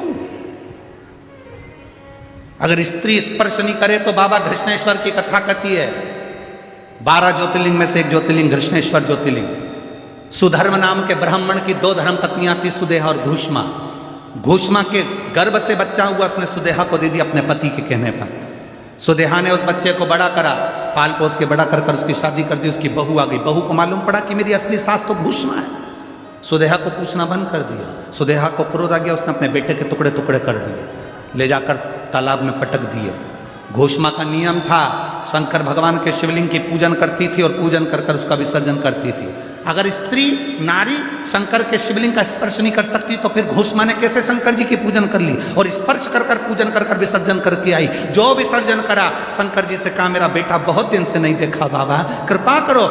15 दिन 8 दिन 20 दिन पहले मरा हुआ बेटा तैरता हुआ बाहर निकल कर आ गया, वो घृष्णेश्वर महादेव हो गए।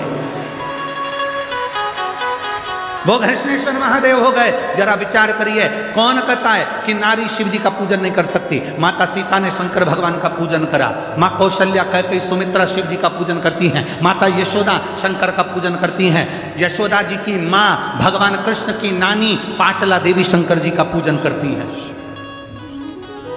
राजा जनक स्वयं शंकर जी का पूजन करते हैं सुनैना जी के साथ। शिव आराधना हमारे जीवन का एक आनंद है। उन्होंने रुद्राक्ष की माला को फेंक दिया, देवऋषि नारद ने फेंका, नंदी ने उठा लिया। नंदी उठाकर शिव जी के पास गए। ये माला, शिव जी ने कहा ये माला तो मैंने नारद जी को दी थी, तुम्हारे पास ये माला कैसे आ गई? जमीन पर पड़ी थी, जमीन पर पड़ी। ठीक है,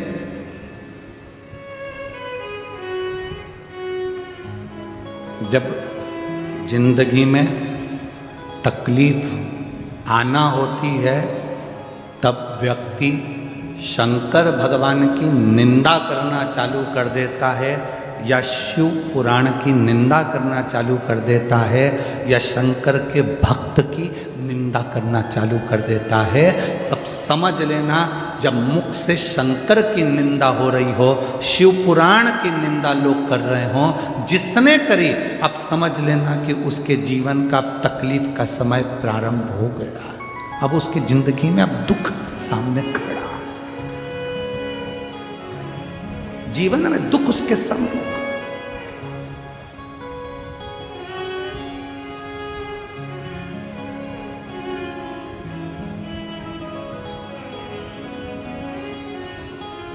जैसे ट्रेन का सफर करने वाले को दरवाजे के पास की सीट मिलती है तो सबसे ज़्यादा तकलीफ का सामना करना पड़ता है। जो जाए वो दरवाज़ा खोल के चले जाए, सर सर करके हवा आए। बोलो सही है कि गलत है? जो आए वहीं पर खड़ा हो जाए, धक्के दे। उसी तरह जैसे कि मकान जो बनते हैं, उस मकान में जो कॉर्नर का मकान होता है उसमें भी तकलीफें रहती है। ये नियम, जैसे हवा के प्रेशर पड़ता है दरवाजे पर, तो दरवाजे पर पड़ता है तो वहीं बैठे हुए व्यक्ति को तकलीफ भोगना। उसी तरह शिव की निंदा करने वाला, शंकर की निंदा करने वाला, शंकर के लिए अपशब्द कहने वाला, वो उसको भोगना पड़ेगा। अब नारद जी का समय आ गया जिन्होंने रुद्राक्ष को जमीन पर फेंक दिया, जिसकी कोई मूलता नहीं जाती। कितना सुंदर कहा, तुलसी का मन का और रुद्राक्ष का मन का कभी खंडित नहीं होता। बहुत ध्यान देना, जिस तुलसी के मनके से आप माला जपते हो, रुद्राक्ष के मनके से आप माला जपते हो, उसका मनका भी अगर टूट गया है तो उसको झोली में ही पड़े रहने दो, क्योंकि तुम्हारी माला जपते जपते जपते जपते वो मन का इतना राम में रम गया, इतना हरि विठ्ठल में रम गया, इतना शिव में रम गया कि वो मन का सिद्ध हो गया। और इतना सिद्ध हो गया कि वो मन का टूटने के बाद भी टूटा हुआ नहीं है, वो सिद्ध की सिद्ध है। किसी भी देवता की मूर्ति टूट जाती है तो खंडित कहलाती है। राम जी की मूर्ति टूट गई, खंडित कहलाएगी। भगवान कृष्ण की मूर्ति टूट गई, खंडित कहलाएगी। दत्त की मूर्ति टूट गई, खंडित कहलाएगी। जिस देवता की मूर्ति है जरा सी भी टूट गई तो खंडित कहलाती है। पर केवल एक शंकर जी का शिवलिंग ऐसा होता है जो टूट भी जाता है तो खंडित नहीं कहलाता, अखंड कहलाता है। तुम्हारे घर में अगर शंकर का शिवलिंग है, वो टूट भी गया, आप सीहोर का कंकर उठा कर लिया, उसके टुकड़े टुकड़े हो गए। आप शंकर नर्मदा का कंकर उठा के लिया, उसके टुकड़े टुकड़े हो गए। तुम्हारे घर में जो शिवलिंग है वो टूट गया, खंडित हो गया, वो खंडित नहीं माना जा सकता, उसको खंडित नहीं कह सकते। उसके 4 टुकड़े भी हो गए तो वो सहस्त्र कहलाएगा, उसके टुकड़े टुकड़े भी हो गए तो सहस्त्र शिवलिंग कहलाएगा, सहस्त्रलिंग कहलाएगा, वो खंडित नहीं कहला सकता। हमसे लोग बात कहते हैं, गुरुजी हमारे गांव में एक बहुत पुराना शिवलिंग है, वो खंडित हो गया, तो वो शिवलिंग का हम क्या करें? हमने कहा फोटो भेजो जरा शिवलिंग का। अब उन्होंने फ़ोटो भेजा शिवलिंग का, और फोटो भेजा तो फ़ोटो आया। फिर हमने आश्रम पर जब फ़ोटो आया कुबेरेश्वर धाम पर, तो ऑफिस के उस व्हाट्सएप पर हमने देखा, चेक करा, तो हमने कहा शिवलिंग कभी खंडित नहीं होता। शंकर के शिवलिंग के अगर बारीक बारीक टुकड़े टुकड़े भी हो जाए, कण कण भी अलग हो जाए, तो भी वो शिवलिंग ही कहलाता है। कभी जाना कुल्लू मनाली में बिजली महादेव हैं, कभी मौका लगे तो बिजली महादेव का दर्शन करने जाना। आसमान में जो बिजली चमकती है वो बिजली महादेव पर गिरती है, उसका नाम बिजली महादेव है। बिजली महादेव पर गिरती है तो महादेव के शिवलिंग के टुकड़े टुकड़े हो जाते हैं। इतने टुकड़े होते हैं कि उसको बारीक बारीक टुकड़ों को वापिस जोड़ना पड़ता है। शिवलिंग के टुकड़े टुकड़े हो जाते हैं, बिजली महादेव पर बिजली गिरती है, टुकड़े टुकड़े हो जाते हैं। जब टुकड़े टुकड़े हो गए, तब एक परिवार में, उसके परिवार में कोई विकलांग है, वो विकलांग ऊपर जाता है, उसके घर में कोई ना कोई विकलांग जरूर होता है, वो सब दूर से माखन मंगकर ऊपर जाता है, बिजली महादेव के टुकड़े टुकड़े इकट्ठे करता है, मक्खन से उसको जोड़ देता है, जोड़कर 1 लोटा जल समर्पित करता है। फिर हाथी के पांव से भी तोड़वाओ तो वो महादेव नहीं टूटते हैं, उसको बिजली महादेव कहते हैं।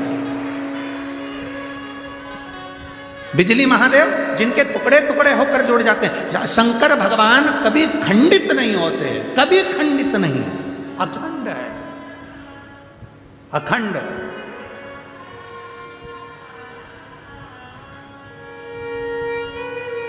आपके घर में कोई शिवलिंग है, वो खंडित हो गया, आप उसे खंडित मत मानना, उसकी सेवा करो, पूजन करो, आराधना करो, फल देगा। रुद्राक्ष खंडित हो गया, उसे खंडित मत मानना, रुद्राक्ष कभी खंडित नहीं होता। 2 टुकड़े भी हो गए तो समझ लेना कि गौरी और शंकर हो गए। 4 टुकड़े भी हो गए तो समझ लेना गौरी शंकर कार्तिक और गणेश हो गए। उसके 6 टुकड़े भी हो गए तो समझ लेना कि जया विशारा शामली वाली दौतली और देव, ये 5 कन्या भी उनके साथ आ गई। उस रुद्राक्ष के टुकड़े टुकड़े भी हो जाए तो वो मान्य है।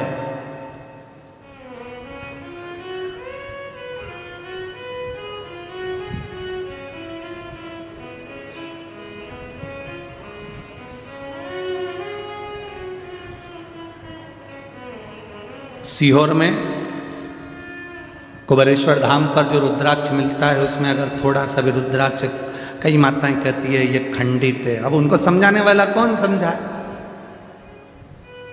ये तो खंडित है, भैया हमको दूसरा दे दो। उनको समझना चाहिए रुद्राक्ष शिवलिंग कभी खंडित नहीं होता, वो अखंड है। सबके जाने की कथा है, राम जी के बैकुंठ जाने की कथा है, कृष्ण भगवान के जाने की कथा है, सारे देवताओं के जाने की कथा है। आपने कभी शंकर जी के जाने की कथा सुनी क्या, कि शिव जी इस पृथ्वी को छोड़ के चले गए? नहीं, अखंड।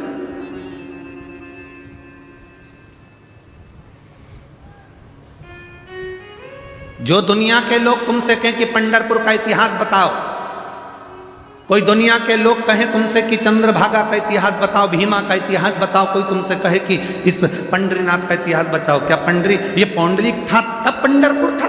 ना। जो कहते हैं कि पौंडलिक आए और पंडरीनाथ तब आए, तो ये इतिहास नहीं।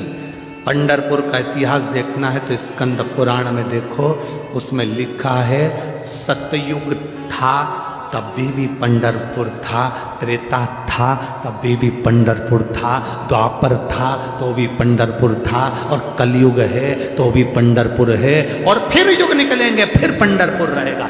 क्यों? उसका कारण क्या है? क्योंकि जिस स्थान पर देवाधिदेव महादेव रहते हैं, जिस स्थान पर शंकर रहते हैं, वो स्थान कभी समाप्त नहीं होता।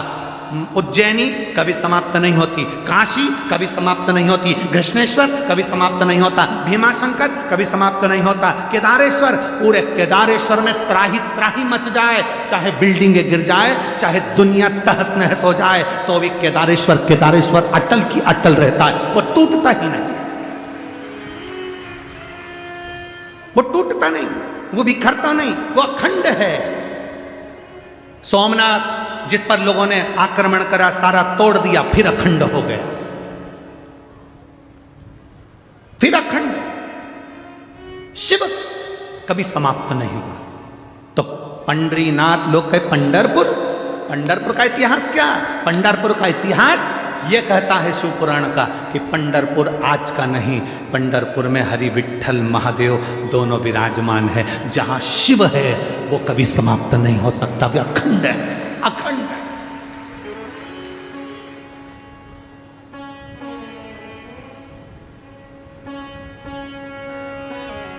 पांच बार काशी काशी कह देने से व्यक्ति को मोक्ष मिलता है। कितनी बार? जम के बोलो जरा।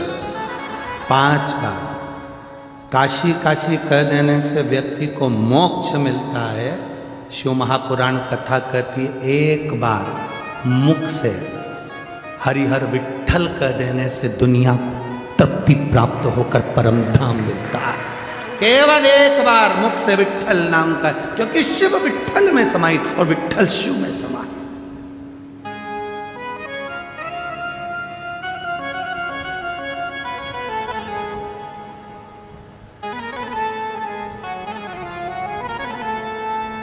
बस उसको भजने वाला चाहिए, स्मरण करने वाला। ये शिव महापुराण में हम पहले वर्णन कर चुके। एक गंधर्व राजा के बगीचे से फूल तोड़ने के लिए आता था चुपचाप से, तो राजा ने बेलपत्र बिछा दी थी और गंधर्व उसको लांग गया था, तो वो अपनी गंधर्व के तत्व से वंचित हो गया।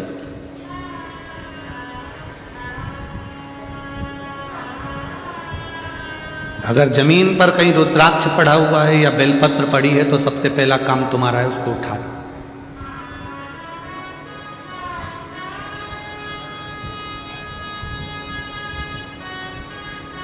पहली फुर्सत में। आज बहुत अच्छी बात आप लोगों के लिए अपने हृदय में उतार कर रखिएगा। आपको लगे कि आपका बेटा सरकारी नौकरी की तैयारी कर रहा है, गवर्नमेंट नौकरी की तैयारी कर रहा है, या जॉब की बहू तैयारी कर रही है, बेटी तैयारी कर रही है, वो खूब मेहनत करे। आपका बेटा भी मेहनत करे, बहू भी मेहनत करे, बेटी भी मेहनत करे, जो नौकरी की तैयारी कर रहे हैं, खूब मेहनत करो दिल से। पर घर का यदि एक व्यक्ति भी बेलपत्र के वृक्ष के नीचे सफाई कर देता है और एक शिवलिंग का निर्माण कर कर पूजन कर कर 5 बेलपत्र समर्पित कर कर बाबा से ये प्रार्थना कर लेता है कि उसका इंटरव्यू हो, उसको पास होना चाहिए, उसकी नौकरी लगना चाहिए। मेरा देव अधिदेव महादेव, अगर आपने सोमवार की अष्टमी को ये करा है, या शिवरात्रि 12 महीने आती है किसी भी शिवरात्रि पर करा है, या सोमवार के दिन करा है, या प्रदोष के दिन करा है, तो उसका फल आपको मिलता जरूर है और उसकी जॉब लगती है। एक बेलपत्र के नीचे जो झाड़ू लगाई, बुआरी लगाई, सफाई करी, शिवलिंग का निर्माण करा, पूजन करी, आराधना करा और 5 बेलपत्र जो समर्पित करा, वो सहज नहीं।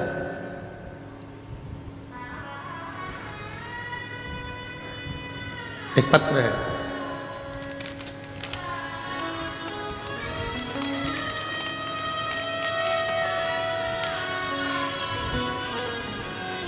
संगीता अशोक कोली, मुकाम पोस्ट भालोद, तहसील यावल, जिला जलगांव, राज्य महाराष्ट्र। कहीं बैठे हो तो हाथ हिला सकती हैं। अगर कहीं बैठी हो तो अपना हाथ हिला सकती हैं। संगीता अशोक कोली, मुकाम पोस्ट भालोद, तहसील यावल, जिला जलगांव, महाराष्ट्र। कहीं बैठे हो तो अपना हाथ हिला सकते हैं। बैठे हैं कहीं? कहीं बैठे हो तो हाथ हिला सकते हैं। दिख गए? अच्छा, एलईडी से छुप रहे हैं, ठीक है।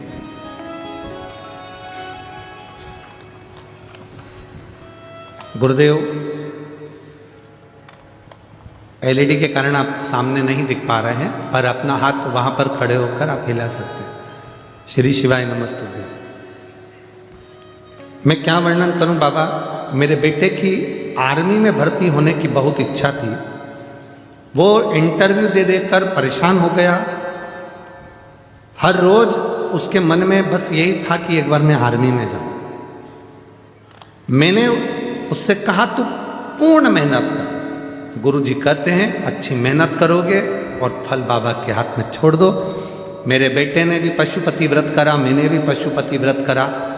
शिव जी के मंदिर में 1 लोटा जल चढ़ाना प्रारंभ करा। बेलपत्री के वृक्ष के नीचे, बेलपत्री के पेड़ के नीचे एक शिवलिंग का निर्माण कर कर उसका पूजन करना प्रारंभ करा।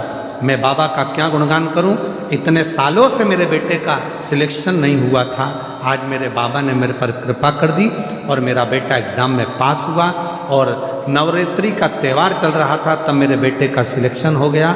और बाबा की कृपा से हम छत्रपति संभाजी नगर में जब कथा चल रही थी तब हम बाबा से प्रार्थना किए थे।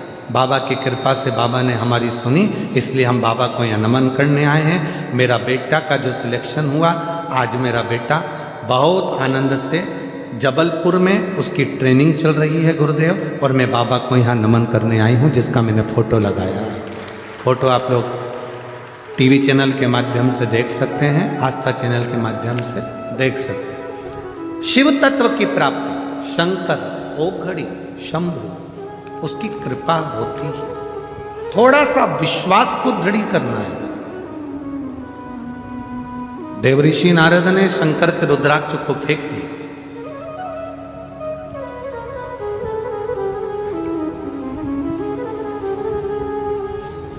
शिव का प्रसाद, चाहे बेलपत्र हो, चाहे रुद्राक्ष हो, चाहे उसका चढ़ा हुआ जो भी है, उसको फेंका ना जाए। हम तो यहाँ तक कहते हैं कि भोजन भंडारा चलता है कथा के मध्य में, आप लोग भोजन भंडारा ग्रहण करते हो, भोजन करते हो, तो हमारा तो आपसे यही निवेदन भी रहता है कि शंकर का प्रसाद अगर भोजन भंडारे में भी जाकर कर रहे हो तो थाली में उतना ही लो जितना खा सकते हो, झूठा एक अंश ना छूटे, इसका स्मरण। दूसरा, भोजन करने का जो समय भले संजय भाऊ जी ने जो रखा है 6 बजे से और रात्रि का, ये मत सोचो कि भोजन बंद हो जाएगा और जल्दी जल्दी चले जाऊं और धक्का मुक्की हो। आराम आराम से अपने घर में भोजन बनता है तो अपन पहले ससुर जी को खिला देते, बोलो रे जीजियो सही है कि गलत है, फिर सास को दे देते, फिर पति आते हैं, जेठ आता है, जेठानी आती है, उनको दे देते, फिर अपन जीमने बैठ जाते। तो निवेदन है, जब इतना बड़ा लाखों की संख्या में भगत आते हैं और भोजन भंडारा चलता है तो ये हमारा फर्ज बनता है कि हम धीरे धीरे कम कम मात्रा में जाएं। अपनी खुद की कथा है, यहाँ कोई कथा का यजमान भले ये बनकर बैठे हैं, पर कथा का आयोजक स्वयं हरि विठ्ठल पांडुरंगा देवाधिदेव महादेव हैं, चंद्रभागा महारानी हैं, स्वयं विठले सेवा संघ। तो आपकी कथा है, आपको संभालना है, आपको करना है। आप स्वयं व्यवस्था बनाएंगे, धीरे धीरे जाएंगे, भोजन करेंगे। कोई झूठा छोड़ रहा है, मना करेंगे, ए बाबा, बाबा का प्रसाद है, शिव जी का प्रसाद है, शंकर का प्रसाद है, क्यों छोड़ते? थोड़ा लेट चले जाओ, आराम से जाओ, पर धक्का मुक्की ना करते हुए प्रसाद को ग्रहण करो। मंदिर में 1 लोटा जल चढ़ाने जाओ, भीड़ हो रही है, थोड़ा रुक जाओ, आराम से। झगड़ा नहीं करना बाबा के मंदिर में, शिव जी के मंदिर में जाकर क्रोध नहीं करना, गुस्सा नहीं करना। इतनी देर तक बैठी है, 4 घंटे से बैठी, उठ ही नहीं रही है। इसके पिताजी का मंदिर है, जम के बैठ गई है तो शंकर जी को छोड़ ही नहीं रही है। कोई बात, वो शंकर जी को नहीं छोड़ रही, उसके लोटे में जो जल है, तुम्हारा जल वो नहीं चढ़ाने दे रही, तो उससे कह दो तेरे लोटे में हमारा जल डाल ले, तू चढ़ा दे। 1 से बढ़कर 2 बाबा को स्वीकार करेगा, उसमें क्या टेंशन। कई पुरुष लोग पत्र लिखकर भेजते हैं, हमारे मोहल्ले में शंकर जी का मंदिर है, माताएं एक बार अंदर चली जाती है, निकलती बाहर नहीं है। हम सब खड़े रहते हैं, इंतजार करते रहते हैं कि जल चढ़ाएं, जल चढ़ाएं, जल चढ़ाएं। ये निकले तो चढ़ाएं ना, छोड़ती नहीं है। और हम कहते हैं थोड़ा बाजू खसक जाओ, तो कहती है नहीं खसकूंगी। जल ऐसा रुआब दिखाती है। अब तुम बताओ कि हम शंकर जी को जल कैसे चढ़ाएं, इस समस्या को हल करो। हमने कहा 1 लोटा जल सारी समस्या का। अब तुम बोलो कि हम करें तो करें क्या। तो वो मेरी पंढरपुर की जी जियो और मेरे पूरे भारत की जी जियो और मेरे जीत जाओ। मंदिर तुम्हारा, शिव तुम्हारा, तुम शंकर के, शंकर तुम्हारा। दिल से, भाव से शिव को दिल से।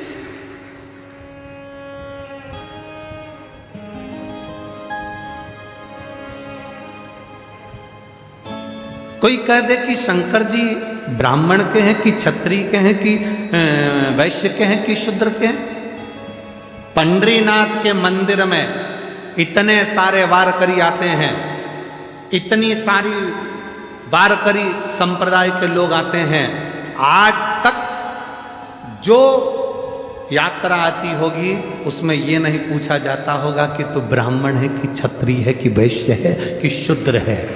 जितने वारकरी आते हैं, भगवान हरि विठ्ठल के चरणों में, शंकर जी के चरणों में जो पूजन करने वाला होता है, वहां ब्राह्मण, क्षत्रिय, वैश्य और शूद्र नहीं देखा जाता। वहां तो केवल भगवान का भक्त देखा जाता है, शिव का भक्त, नारायण का भक्त, हरि विठ्ठल का भक्त देखा जाता।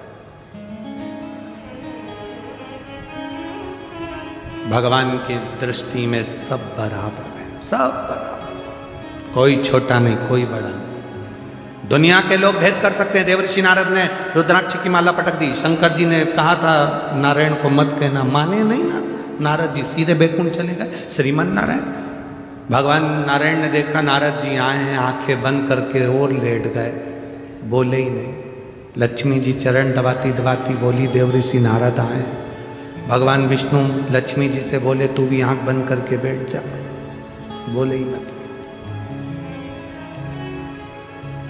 क्या सीखने को मिल रहा है? नारायण के दरवाजे पर देवर्षि नारद और भगवान करे नेत्र बंद करके बैठ जा, लक्ष्मी बोलना नहीं। लक्ष्मी जी बोल रही, वो चिल्ला रहे नारायण नारायण नारायण, आप कह रहे हो बोलना नहीं। हाँ सुनो लक्ष्मी, जब कोई किसी की प्रशंसा करने आए ना, उठकर बैठकर खूब सुनना, पर जब कोई किसी की निंदा करने आए ना, बिल्कुल मत सुनना, वहां से उठकर चले जाओ, उठकर चले जाओ।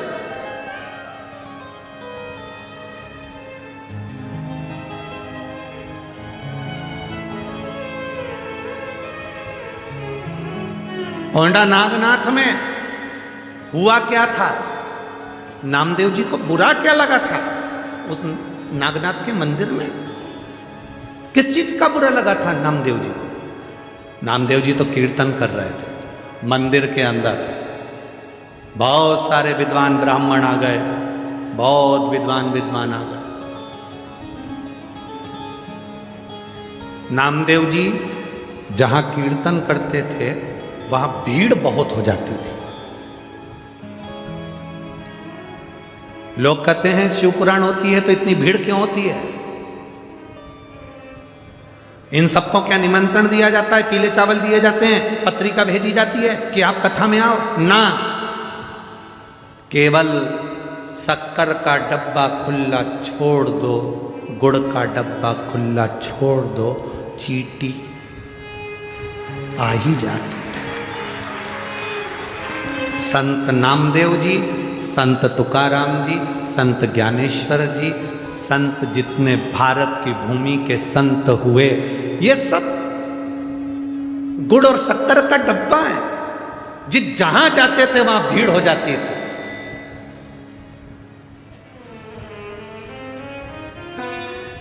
जहां जाते थे वहां भीड़ अपार जनसमुदाय।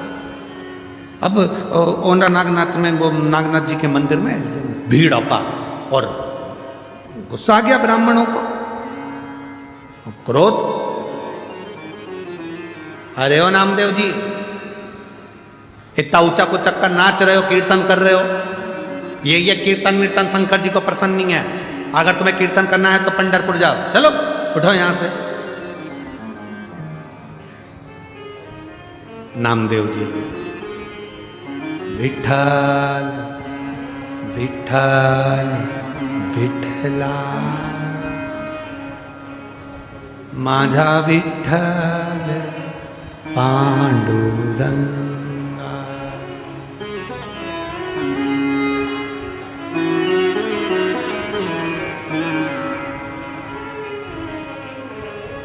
देखो, तुमच्या नामदेवची माहिती जास्ती, तुम लोगों को नामदेव जी की जो माहिती है वो ज़्यादा है, हमको तो कम है, ज़्यादा है। हम प्रयास करें वैसे तो मराठी के 2-4 शब्द अगर गड़बड़ निकल जाएंगे ना तो तुम हमारे माथे आ जाए।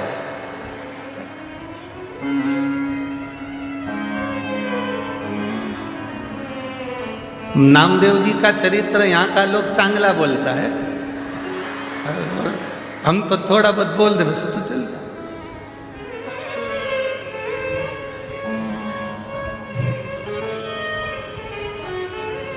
अब नामदेव जी को चलो तुम तो बाहर जाओ, यहाँ इतनी भीड़ करके रखे हो, इतनी भीड़, चलो निकलो बाहर। नामदेव सब में भगवान, देहाची तिजोरी भक्ति चाच फेरा, उघड़दार देवा उघड़दार उघड़दार देवा उघड़दार देवा। नामदेव